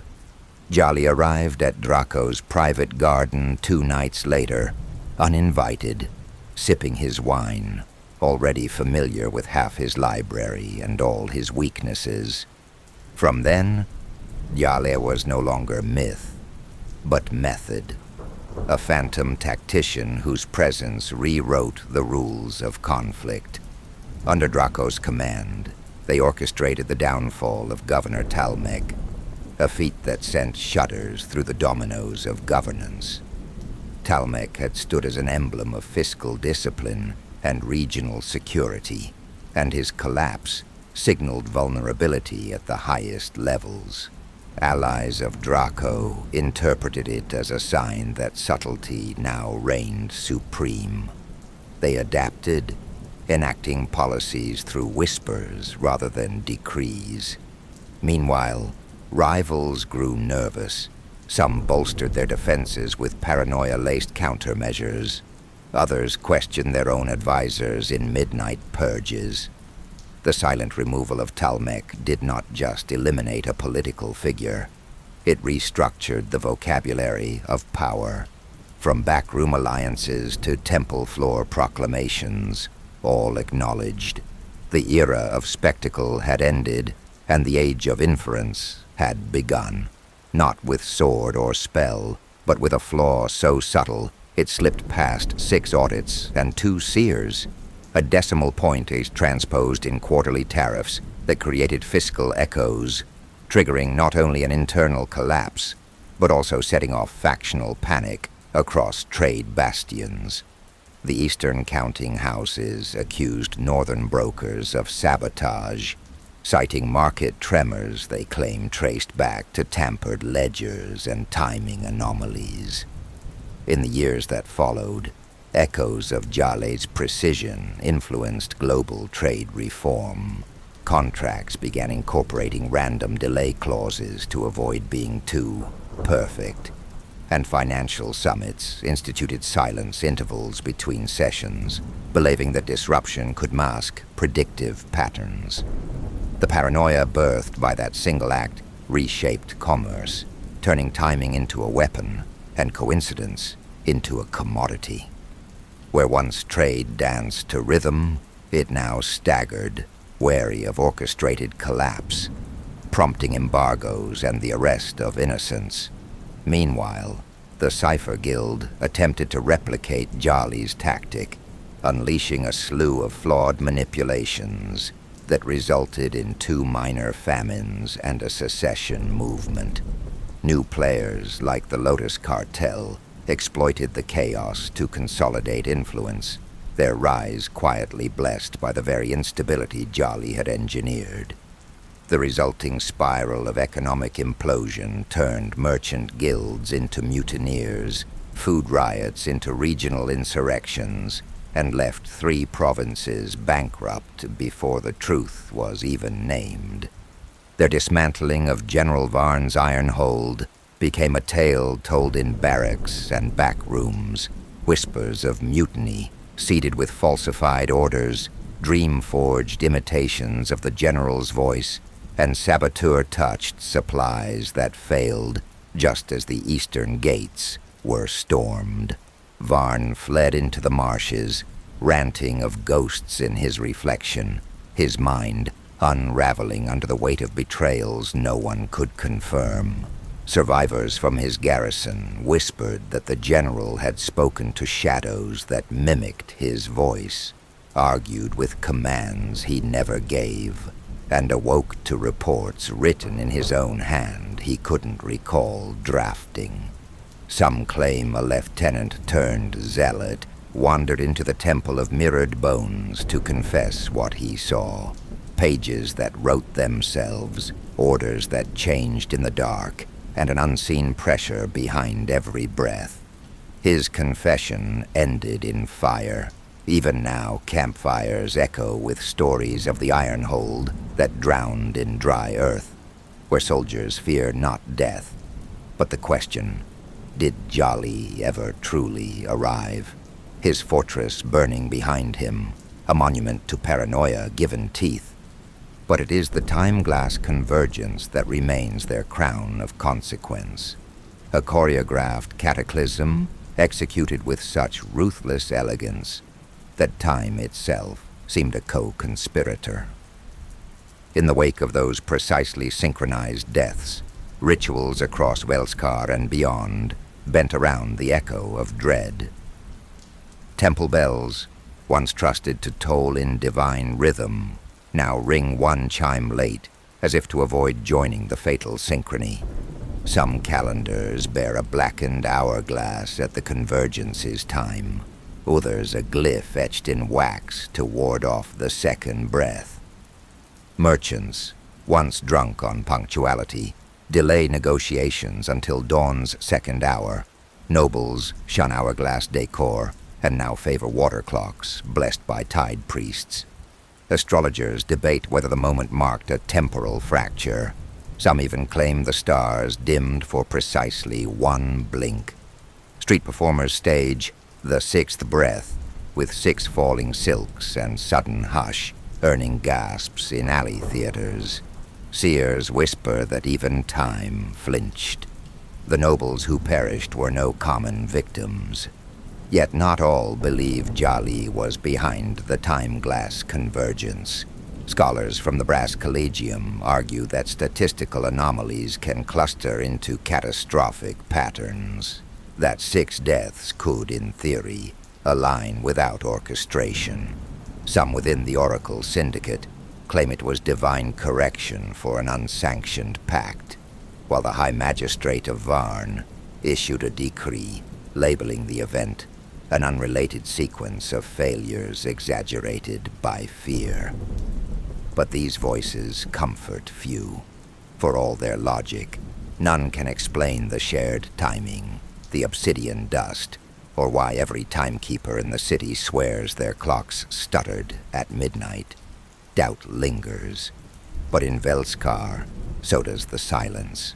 Each lived behind layers of protection, ethereal sentries, loyalty glyphs, bodyguards enchanted against manipulation.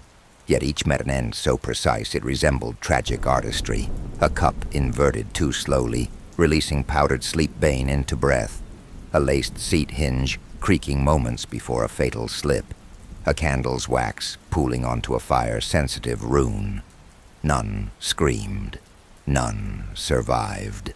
Each final inhale matched the shattering of a singular obsidian hourglass in Drahko's sanctum. Its dust, now kept in iron-laced velvet, displayed only on the day of the sixth toll. That night didn't just become legend. It became ritualized fear, the whispered punctuation in every careful plan.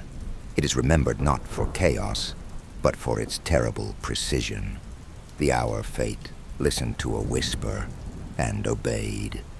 Jolly operates hand in glove with pedal-tier death dealers, particularly those who require exacting environmental control. Lights blinking out at critical seconds, banquet chairs crumbling beneath targets, scripted delays so subtle they become fate. Their closest collaborator is Thasica the Vulture Kiss, whose methodologies weave cruelty with choreography. Where Jolly operates in unseen causality and silence, Thasica revels in spectacle. A predator in silk and venom, whose victims are often lulled by charm before undone by clockwork malice. Within the death dealers, their dynamic is the source of fascination and fear. Some whisper they are complementary echoes, chaos and cadence, fused to form divine execution. Others suspect rivalry cloaked in harmony, as Thasica's flamboyance at times draws dangerous attention to Jolly's meticulously quiet stage. Together they are seen as a duet of inevitability and beauty, a balance between death's breath and its final dramatic sigh, whose precision in timing and rhythm turns Jolly's plans into theatrical death. To Drahko, Jolly is sovereign entropy clad in silk, a being whose logic makes chaos sing. Thasica, the vulture, kiss, the last breath you see. Thasica moves like a famine turned human, lean, precise, and merciless. Hers is not a beauty of softness, but of bone and blade.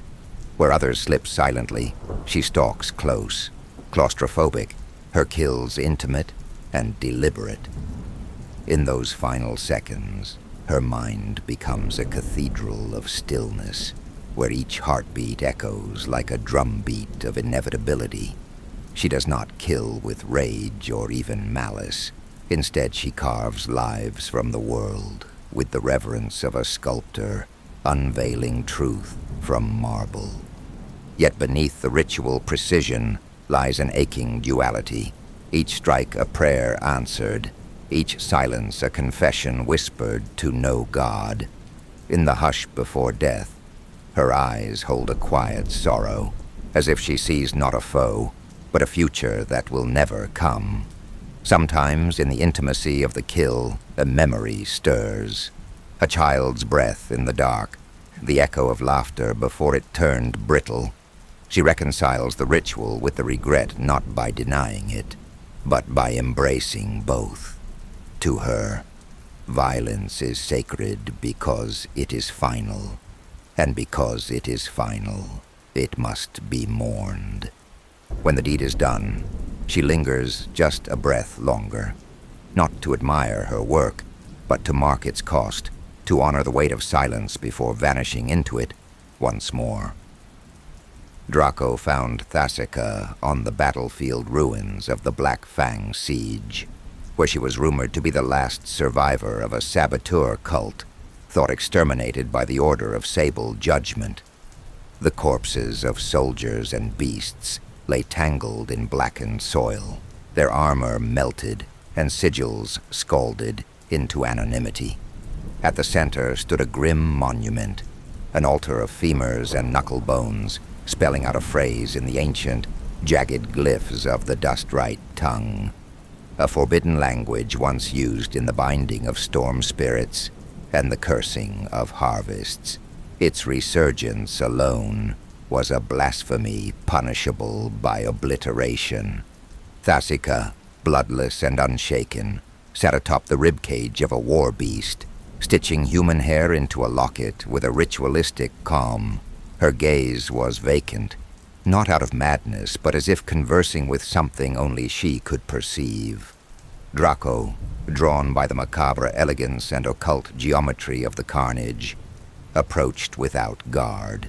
He recognized the altar's phrase, "Only the hollow may hold the storm," a dirge whispered in the darker chapters of siege doctrine. He waited as she finished her art, then asked not her name, but what she had lost.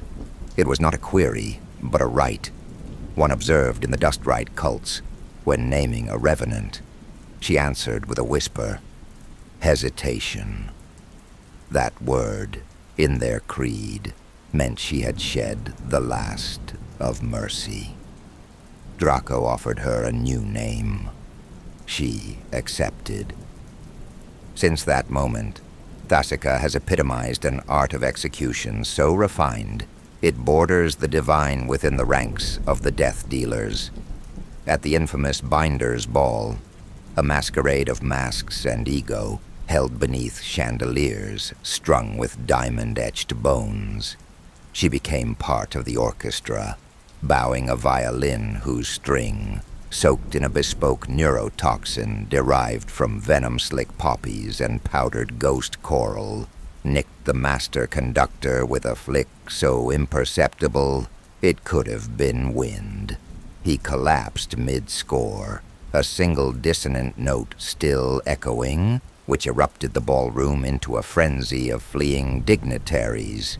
In the blur of panic, Thasica waltzed between bodies like a living dirge, her blade carving 20 nobles with such surgical elegance that blood bloomed like crimson petals across silk gowns, the slashes indistinguishable from brushstrokes in a painting of terror. This act, though surgical, was not devoid of statement. The Binder's Ball had long been a symbol of unrepentant excess, where nobles gorged themselves on indulgence, while the outer wards burned and starved. The nobles toasted to eternity, while the gutters drowned in plague. Each death that night was not merely an end, but an indictment, an etching of judgment against a system so drenched in vanity it could no longer sense its own rot. Whispers spread that the blood she spilled that night spelled new orders in old glyphs, coded warnings for the council, or invitations to others who shared her vision. Some claim this was the first fracture in the Dominion's upper echelon, the spark of a broader unraveling that would ripple into councils, temples, and trade thrones. In turning the ball's decadence into a theater of reckoning, Thasica made the blade a voice for the silenced masses. The message was unmistakable. Rot cloaked in gold still festers, and no opulence is sacred to the storm that remembers. A new age, some whispered, had drawn its first cut. In the unraveling of Syndic Irovan, a sorcerer known for fractal illusions and paranoia made flesh, she observed his pulse patterns for 42 nights, mimicking his breathing until her presence was attuned like a ghost in his bloodstream. She entered his illusion-shrouded manse by becoming his shadow's mimic, reflecting every move until, at the precise apex of his heartbeat, she inverted the illusion and drove her blade through his chest with such force that ribs cracked like dry bark. The sorcerer's final breath gurgled through blood that foamed from his lips, cascading down his robes in rivulets that shimmered with broken enchantment. His eyes, wide with terror, flickered with fractured reflections of his 1,000 illusions collapsing at once, each shattering like glass into nothingness as he sank into death. The silence that followed was thick, suffocating. The air itself seemed to recoil from the violence that had just occurred. But silence does not keep secrets. A chambermaid, tasked with refilling the sorcerer's arc lanterns, glimpsed the final moment through a half-open door. She fled unseen, but not untouched. What she witnessed etched itself into her dreams and tongue alike. Within 3 nights, whispers of the shadow mimic spread from back alleys to trade barges.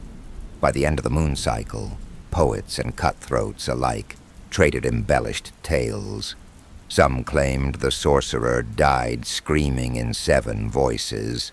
Others swore his illusions still drift aimlessly through the city's reflection pools. None dared speak her name, but every child in the Ash Ward knew the story. Legends bloom fast in the soil of fear, and this one flowered black and bitter.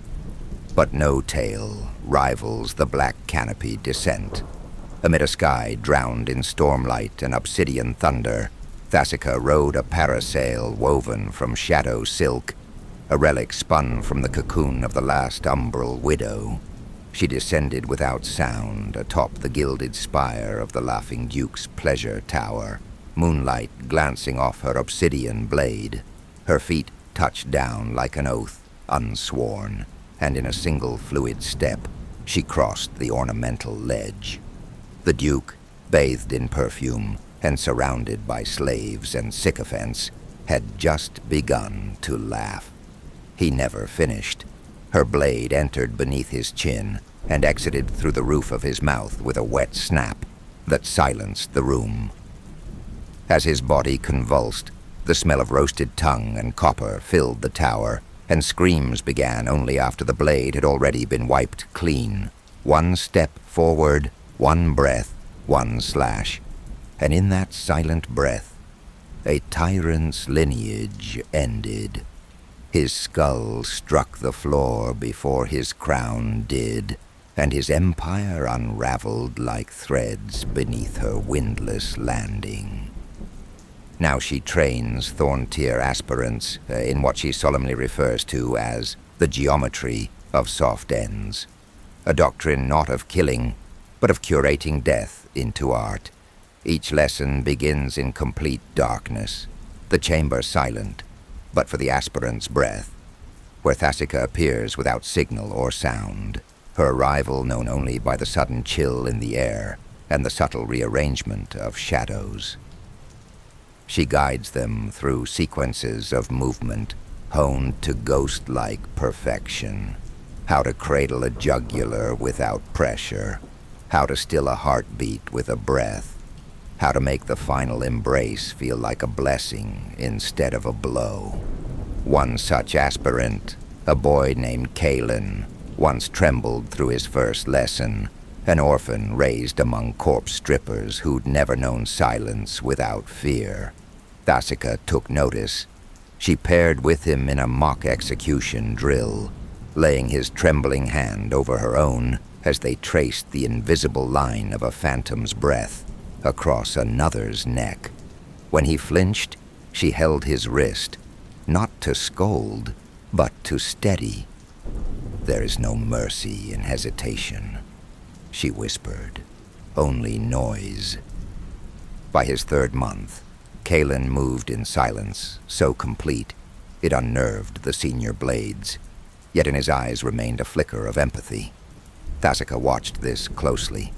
She never snuffed it out, only shaped it like river stone, because a killer who remembers why life matters crafts an ending more deliberate than those who kill out of habit. His final trial was not a duel, but a moment, to release a marked target who had already chosen death. He chose to stay the blade. Thasica passed him anyway. She believed the storm should never strike without knowing the weight of its fall. She speaks no words. Her instruction is a choreography of glances, gestures, and the echo of pressure points pressed with uncanny precision. Students memorize her guidance as if learning prayer, each stanza, each strike a benediction. They learn not only how to kill, but how to vanish the concept of dying from a soul's final moment. Among the death dealers, Thasica is not merely a specter of fear. She is liturgy incarnate. Her name is never uttered. It is inhaled in silence, exhaled in awe, and etched onto the inner eyelids of every assassin who survives her tutelage. To some, she is the final breath before stillness, the silent answer to violence made holy. Yet not all speak her legacy in reverence. Whispers stir among the youngest blades, questions of whether her methods are relics, too poetic for a world that now bleeds louder. Some mutter that her silences breed ghosts, not heirs. A few hardened skeptics refer to her style as indulgent myth, arguing that her doctrine elevates execution into religion rather than utility. Still, even dissenters bow their heads when she passes, as if instinct remembers what pride forgets. Outside the death dealers, her legend is met with a spectrum of fear and fascination. In the glass sanctuaries of the Quorum priests, she is condemned as a heretic, whose blade profanes the sacred cycle of judgment. Among desert-born warbands like the Sunsplit Vow, tales of her shadow silk descent are taught to frighten restless children. The merchant thrones of the Harrow cartel, meanwhile, debate the value of hiring her versus outlawing her name entirely. Thus her myth endures, not as unchallenged truth, but as a fire constantly stoked by both awe and argument, feared doctrine and whispered prayer. Its embers kept alive in every quiet kill that echoes her creed. Ashan Void Tongue, the whisper that ends you. Ashan is the embodiment of a death that doesn't come from violence but from within, a contrast to the roaring executions and blood-lit crusades favored by others in the realm.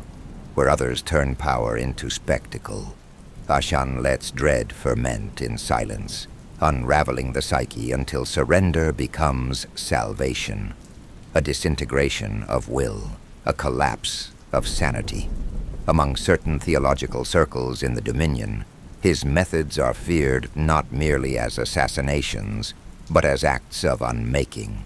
The sect of the Unworded Eye teaches that Ashan's silence is not void, but a sacred inversion, a return to the primordial hush before gods spoke the world into being.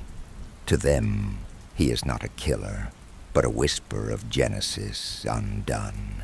His is the art of the quietest kill, where no blood is spilled, yet the soul is left in ruin.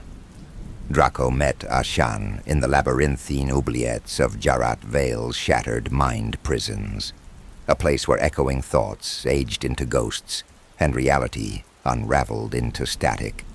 Ashan had been presumed dead for decades, lost among the ruins where the scribes of collapse once rewrote guilt into madness. But he was not lost. He was waiting. Drahko entered not for Ashan, but to retrieve a psychic cipher embedded in the brains of long-dead archivists. Instead, he found Ashan seated within a circle of desiccated seers, each face locked in the grimace of enlightenment denied. Ashan had silenced their minds, not with force, but with presence. Drahko, though hardened by countless anomalies, felt an unbidden chill lace his spine, a rare flicker of unease. The silence between them was too complete. as if language itself dared not intrude. For a moment he considered drawing a warding sigil, not for protection, but to anchor himself in reality. But he didn't speak. He left behind a sealed scroll of red vellum inked in mind glyphs only the broken would understand. 3 nights later, Ashan walked into the violet spider lily barefoot, carrying that scroll and a hush that turned music sour. His re-emergence sent tremors through Drahko's network. Political rivals whispered of forbidden alliances, while Dominion scouts doubled their presence in the outer shrines. Strategists feared Ashan's return marked a shift in the balance of controlled terror, a wild card whose silence was more destabilizing than war cries. Drahko began to receive coded messages from factions both reverent and fearful, begging for alliances or divine insight. And in the hidden corners of court, where oracles dared not look, they began to ask a new question. If silence now speaks, what else has awakened with it? Under Drahko's shadow, Ashan became the end no one sees, and none remember clearly. He unraveled the mind of Baroness Valus, not with poison or blade, but through a single whisper sown nightly into her dreams. By the end of the 3rd week, her eyes had crusted over with sleep she could no longer escape, and her skin bore the weeping ulcers of her own desperate clawing to wake. When she rose from tribunal, she did not scream. She giggled. She leapt from the emerald spire, murmuring, "Freedom," with a smile, blood trailing behind her like a red ribbon through the sky. Her body struck the sundialed floor before the high scribes could react. In the aftermath, sectarian chaos erupted across the spire. Clerics declared her death a martyrdom against unseen dominions, while truth keepers claimed it proof of psychic corruption running unchecked. Pilgrims descended upon the splattered steps, taking her final word as prophecy. Governance faltered. 3 high adjudicators resigned. The faith of Ascension fractured into 2 dominant schisms, the Echo Sanctum and the Ciphered Flame.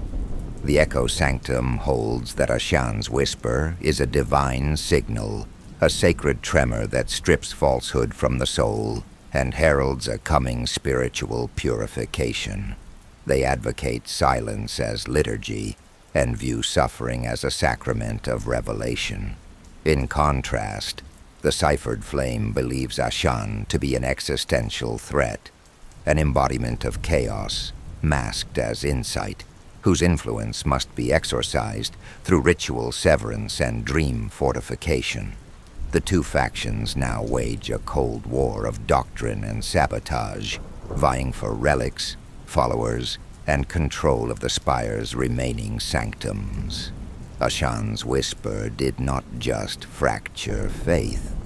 It birthed new faiths, armed for theological war. He hollowed the iron oracle of Dastalin by unthreading his foresight, like pulling nerves from a skull. Over 3 nights, Ashan murmured paradoxes through rusted keyholes and left ghost ink glyphs on mirrors. The oracle awoke on the final morning with eyes leaking black ichor, muttering undeniable truths with no believer left. He had once prophesied that the foundations of Dominion rule were illusions crafted from ancestral guilt, and that a voice of silence would shatter their faith's architecture. Many feared his words could ignite rebellion if ever believed. Dominion authorities responded with veiled counter-sermons, attempting to reinterpret his prophecies as poetic warnings of external threats rather than internal rot. Official records declared the oracle's final years a descent into madness, and his tower was sealed under the pretense of plague. Yet whispers persisted, and relic hunters scoured his quarters for remnants of his final thoughts. He starved to death in his tower, surrounded by fruit that tasted of lies, each piece etched with sigils once believed sacred, now corrupted into bitter mockery. His most feared execution is known as the Silent Choir Culling. 13 dissenting nobles, yachts laced into rebellion, fell dead in their chambers across the city. No signs of trauma, only a shared expression of serenity. It was later discovered that Ashan had seeded a dream chant into their sleep cycles, a harmony that reached its final note the moment a specific chime struck in the bloom below. Their flesh had not been cut, but inside their skulls, something had burst. Autopsy revealed brain matter sculpted into fractal spirals, as if their final thought had folded in on itself until cognition imploded. Blood pooled from their ears in symmetrical patterns. Each corpse, a silent hymn to a death without touch. The aftermath rippled across the city's elite, panic cloaked in ritual. The High Scribe Council banned all shared sleep rites indefinitely, and hymn lodges were shuttered under night curfews. Markets selling dream milk and lull tinctures were raided, their vendors accused of treason. Nobles began commissioning sleep cages, hollow orbs of iron and salt, to fracture dream coherency. Even within private sanctums, hushed prayers begged for fractured sleep over total silence, for fear that dreams might harmonize again. Yet in the black alleys beneath the amber vault, new cults stir, those who seek to capture Ashan's dream death technique and bind it into controlled invocation. The sect of the Lucid Husk experiments with resonance chambers and stolen lull fragments, hoping to distill his fatal harmony into weaponized lullabies. Whisper brokers now traffic in psalmic poison, and at least 2 lesser houses have reportedly vanished overnight. Entire bloodlines silenced mid-dream. Rumors whisper that Ashan has noticed, and that silence may soon fall, not just on those who oppose him, but those who dare mimic his art without reverence. Ashan does not kill for vengeance, spectacle, or cause. He kills for quiet, an obsessive hunger not just for silence, but for the erasure of echo, identity, and memory. The silence that follows him is not mere absence. It is a sanctum, hermetically sealed against the clamor of mortal thought. Those who face him do not die screaming, nor even pleading. Their final moments are swallowed by a psychic suffocation so profound, it uproots the very instinct to vocalize. Something inside them unknits before the body falls, a severing of will, a dimming of self. They do not simply stop speaking. They stop believing that words ever mattered. It is as if the concept of language is unwritten from their minds, leaving behind only a vacant stillness. In that silence, Ashan walks alone, a void in human form, collecting the weight of unsaid farewells like relics only he can understand. The Orchid Sisters, death in bloom. They arrive as enchantment. They leave as silence. To the nobles of Velskar and beyond, the Orchid Sisters are the twin ghosts of joy and sorrow, their presence a performance, their execution a perfectly timed duet. Together they represent a death so elegant, it's mistaken for celebration. Drahko found the Orchid Sisters not in a palace or brothel, but within the ember-choked remains of a traveling opera troupe, immolated for bewitching a baron's heir into abandoning his claim. When the smoke cleared, the twins stood hand in hand, their cloaks unmarred by ash, their voices finishing the final note of their doomed performance. The fire had spared them, or perhaps they had commanded it. Drahko arrived not for them, but to silence the survivors. yet he paused. In that instant, dread coiled around awe. The melody they conjured did not beckon beauty. It revealed a wound in time, a lamentation that made his breath hitch and his memory flicker with losses he had buried long ago. Their harmony was surgical in its sorrow, each note a scalpel slicing into the marrow of grief. Drahko, who had heard screams in every key and silences louder than cannon fire, stood still as if bewitched by ruin. He posed one question: "Who do you mourn?" They answered together, "Tomorrow." From then they belonged to the night. Under Drahko's shadow their elegance turned grotesque, not by corruption, but by refinement. Once performers of sorrow, they became sculptors of death. Drahko did not awaken violence in them. He gave their grief a stage large enough to echo across empires. At the masquerade of Termaleth, they sang a ballad so mournful it seemed to rot joy from the air. The High Magistrate wept until his eyes ruptured, dark tears streaking down his cheeks as his heart convulsed in sync with the ballad's descent, each beat more erratic until he collapsed, face smearing across a platter of candied bone fruit. In the aftermath, the power vacuum unleashed 3 blood feuds across the lower cantons, and the magistrate's rivals turned his death into a rallying cry.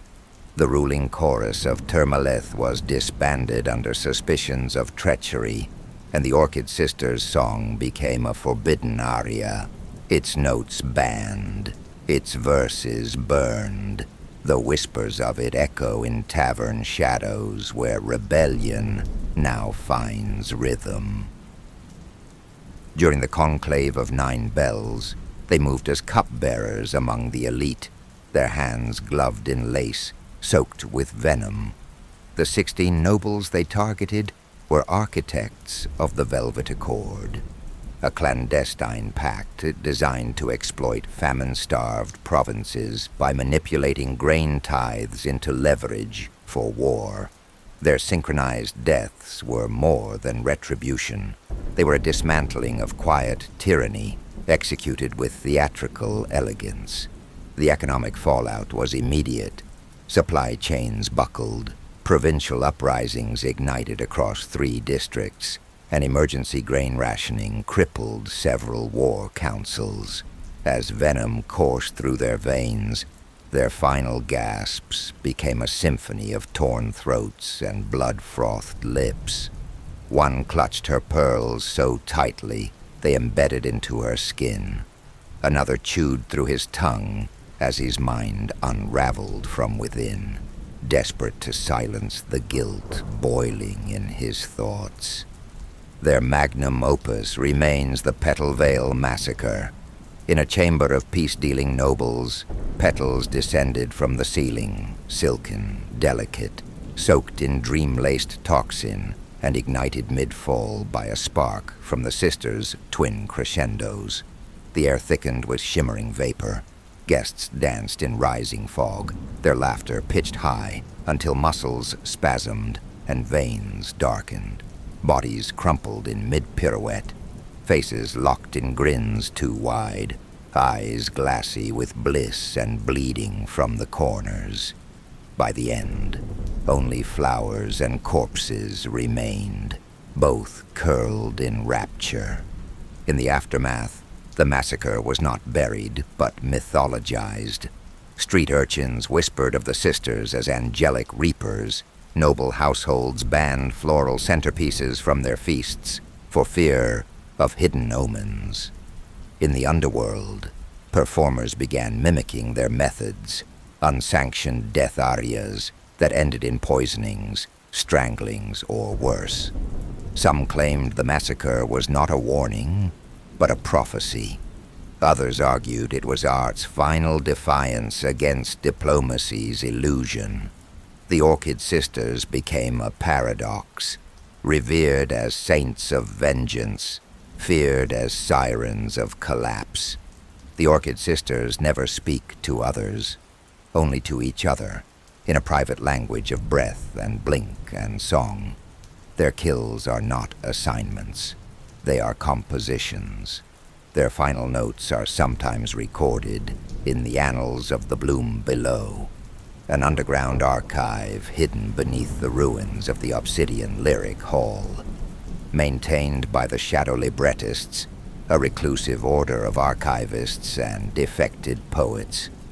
These candlelit records are transcribed in blood ink on petal vellum, then sealed in glass tubes strung through vines of duskroot. The Shadow Librettists believe the sisters' performances are sacred counter-sermons to political hymns, each death a stanza in the language of collapse. Entry into the archive is granted only after a vow of silence and the offering of a memory too painful to retain. It is said those who transcribe their final notes dream of weeping roses and sometimes wake with petals in their mouths. But not all who covet the sisters' truth do so with reverence. A splinter faction, known as the Echo Raisers, seeks to seize or erase the Bloom Below's annals, believing that such performances must remain ephemeral, their echoes too dangerous to preserve. They raid vine tunnels, ambush shadow librettists, and burn recovered scrolls, declaring them cords of contagion. The war for the sisters' legacy is not fought with swords, but with silence and song, memory and flame. When they perform, not even the wind dares interrupt. And when they end, even the flowers bend toward the stage, eager to die listening. Volin the Bellman, the ring before ruin. Volin is not a whisper like the other death dealers.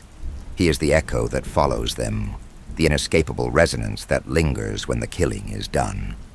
While others strike from shadow or seduce with illusion, Volin overwhelms.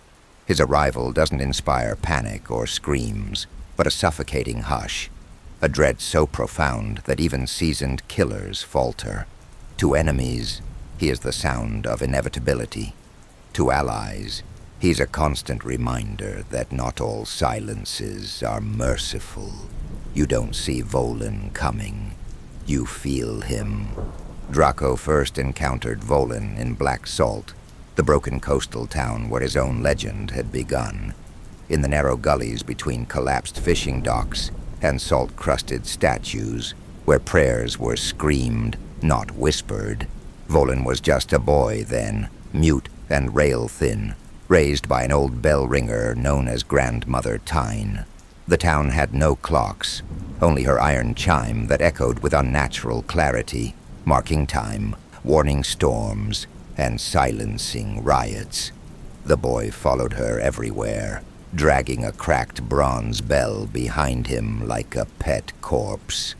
One storm-slick evening, Drahko was ambushed by a rival gang, 8 men with hooked knives and lanterns painted to mimic ghostlight.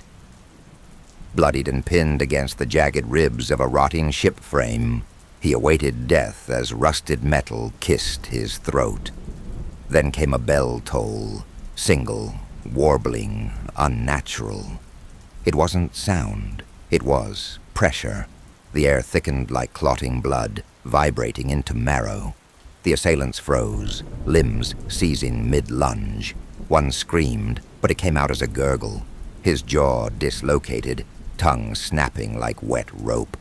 Their skulls cracked inward, as if sucked by invisible fists. Blood fountained from their ears in pulsing jets, their eyes melting into black jelly. Drahko, watching from where he lay pinned, felt something primordial recoil inside him. Not fear, but a cold awe. This was no power born of training or spellcraft. It was as if entropy itself had chosen a herald. He did not move. He did not breathe. In that moment, Drahko understood 2 truths. That the boy was no longer a child, and that what he had just witnessed was not survival. It was ascension by annihilation. One man's spine twisted so violently, It jutted from his shoulder like a bone-hooked banner.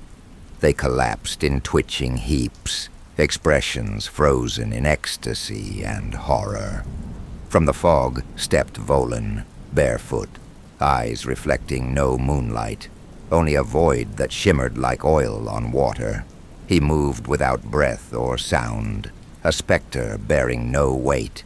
He placed the cracked bell beside Drahko with reverence, as one might set down a relic of execution.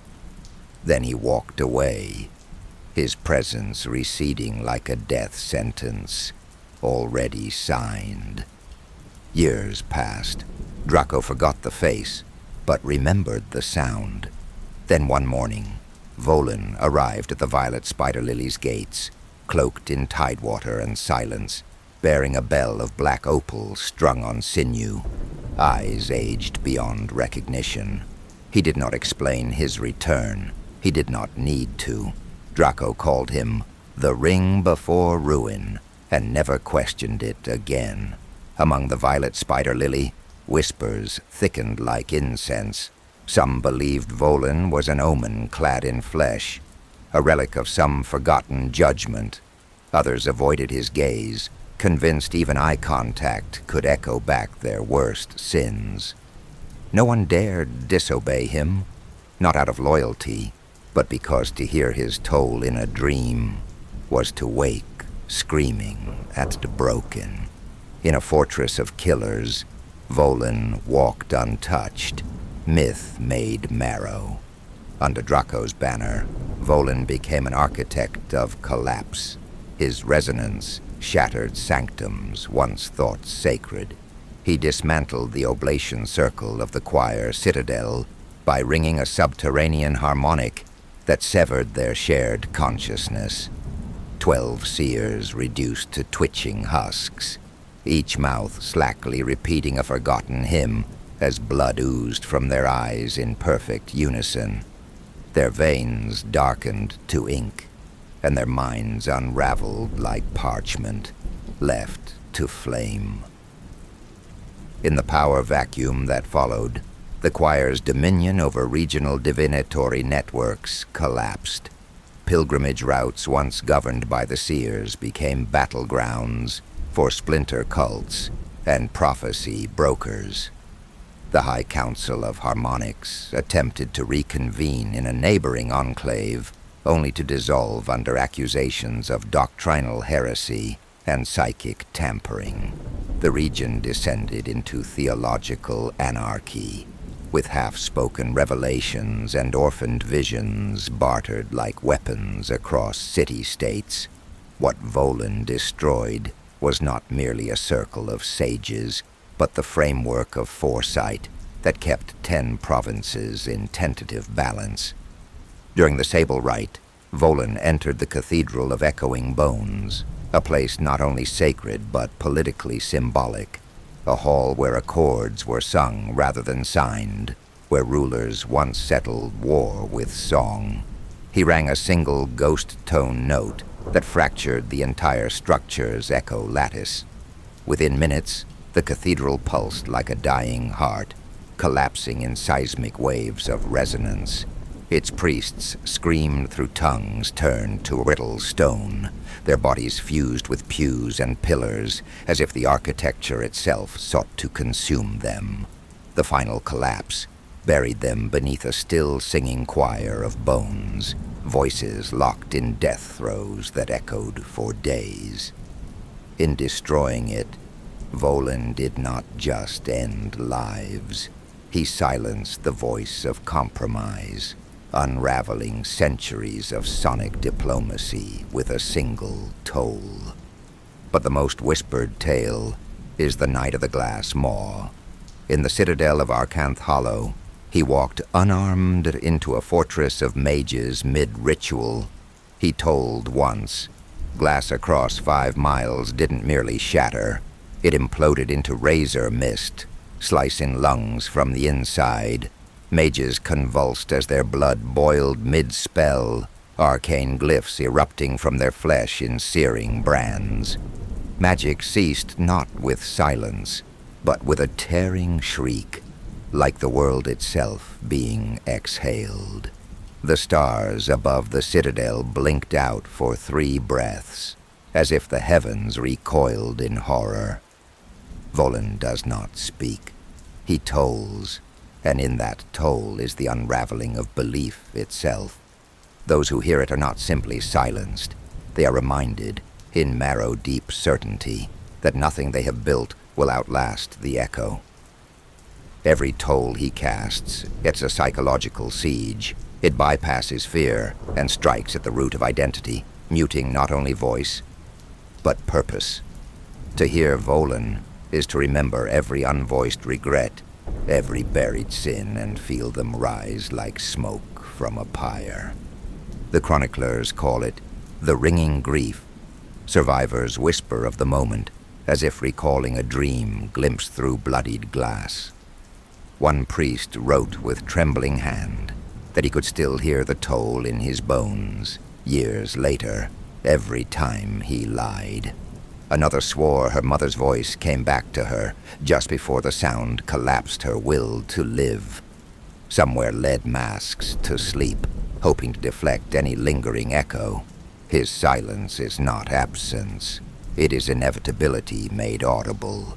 It is the void answering back. Visual composition. The bloom below. The sanctum lies beneath the violet spider lily, buried 3 levels below the last floor of wine cellars and pleasure archives. Access is restricted to only those who bear the sigil of the serpent lily, pressed into their skin with dragon wax. Entry is gained through a hidden wall of whisper wood, activated by whispering a dead name, while turning an iron candle twice clockwise. A massive, circular stone chamber, hewn directly from the volcanic bedrock beneath Velskar. The walls are concave, ringed with metallic inlays of assassins' contracts, kill records, and forged glyph wards. Each panel gleams with black lacquer and fire gold edges, etched with the names and deeds of legendary operatives from Velskar's darkest chapters, ghosts of missions that shifted dynasties, unseated kings, and silenced gods. Some panels are said to hum faintly when the bloodline of a victim enters the room. The room is dimly lit by ember coal braziers, set into dragonstone sconces, carved like open-mouthed lilies. The air shimmers faintly with heat haze. Stained glass domes overhead filter in blood red and violet hues, subtly shifting over time in response to recent assassinations or divine omens. Whispers claim the sanctum itself is attuned to blood magic, its windows darkening with betrayal or glowing faintly when justice is exacted, depicting spider lilies blooming from cracked skulls, each pane potentially symbolic or prophetic, rumored to echo ancient assassinations or divine omens once whispered by seers of the Shadow Chorus, snakes slithering through jawbones, and veiled women offering blades to gods. Domed with intricate black iron lattice work, above which slowly turns a mechanical model of Velskar's ruling districts, complete with dynamic scenario simulation capabilities, able to shift terrain features, political loyalties, and resource flows in real time. It detects subtle power fluctuations through ethereal threads, linked to the ruling class's emotional states and strategic movements, creating a living map that forecasts potential upheavals or betrayals with eerie accuracy, moving gears, flickering candle lanterns for burning districts, and a single ruby pinpoint marking a current target. Bring it to life. The floor is circular black basalt, inlaid with spider lily patterns in dark silver, each bloom marking a successful mission site. In the center lies a polished obsidian table, shaped like a split fang, upon which dossiers are spread like a feast of death. The air is thick with clove smoke, scorched parchment, iron and slow-burning myrrh incense, scents once tied to the siege of Valespire, where assassins burned their dead in silence, and to the binding of the First Pact, a bloody coronation masked as truce. Every breath carries echoes of failed uprisings and vows whispered over crimson altars, none more infamous than the Ember Rebellion, led by Sareth Vel, a rogue archivist who turned half the city's scribes into knife-bearers. The uprising was crushed in 3 days, the ink of rebellion still visible in the cracks between basalt stones. Sareth's blood was said to hiss on the sanctum floor, and her name is etched faintly behind the third brazier, where no light ever fully reaches. It tastes like forgotten secrets. The room is unnervingly quiet. Occasionally the sound of dripping water echoes from unseen crevices. When operations are planned, only the soft slide of daggers, whispers of mission cant, or the flick of chalk across stone maps breaks the silence. Perpetually warm, even in winter, due to the volcanic heat pulsing beneath the floor, believed to be tapped by blood-channeled vents used in ancient assassination rites. The obsidian table, the bite, a centerpiece of planning and confession, etched with old assassin oaths and inlaid with crimson soul-glass pieces used for marking contracts and threat levels. A dagger always lies in the center. Whoever speaks with their hand on it speaks as Drahko. Map wall of red oil, black hide-stretched parchments, inscribed with shifting ink diagrams that morph in real time, responding to arcane pulses and psychic interference. These living charts depict noble houses, political alliances, guard rotations, ever-changing with whispers of power. The ink itself is laced with shadowglass extract, reacting to distant betrayals or unsanctioned deaths, like a war map grown sentient. Red oil smears trail across the surface, marking recent kills, operational failures, or unresolved blood debts in viscous ritualistic strokes. The archive, alcove, a vault of silken scrolls, bone-bound ledgers, and vials containing blood samples or memory droplets. Each vial is stored in perfumed iron lockboxes, sorted by type: stabbing, poisoning, drowning, despair. The Mirror of Atonement, an ancient cracked mirror surrounded by candle stubs. Death dealers meditate here before missions, entering trance-like states to purge hesitation and summon clarity. Some claim the mirror reveals possible futures or past failures, while others believe it reflects one's soul twisted by corruption. Prolonged sessions can induce visions, often fragmented, sometimes prophetic, guiding their blades or shaking their resolve. It is said if the mirror does not reflect your face, your soul has failed the cause. Legends whisper of infamous assassins who stood before it only to vanish from history the next day. Fates sealed by failure or revelation, never spoken of again. One tale speaks of Velrin Thas, whose reflection cracked the mirror the moment he stepped before it, fractures spiraling across the glass like spiderwebs. That night, he left behind a single feather inked with his name and a dagger buried in the sanctum floor. His name was struck from all ledgers, yet the crack remains, growing fainter each year, as if forgetting him is the mirror's last act of mercy. The vibe. This room is ritual and strategy fused, a sacred chamber not just of death, but of purpose. Every wall whispers tales of conquests paid in silence. Every shadow has witnessed secrets that could crush empires. This is where empires are unmade quietly, where whispers become blood. In this room, no one lies.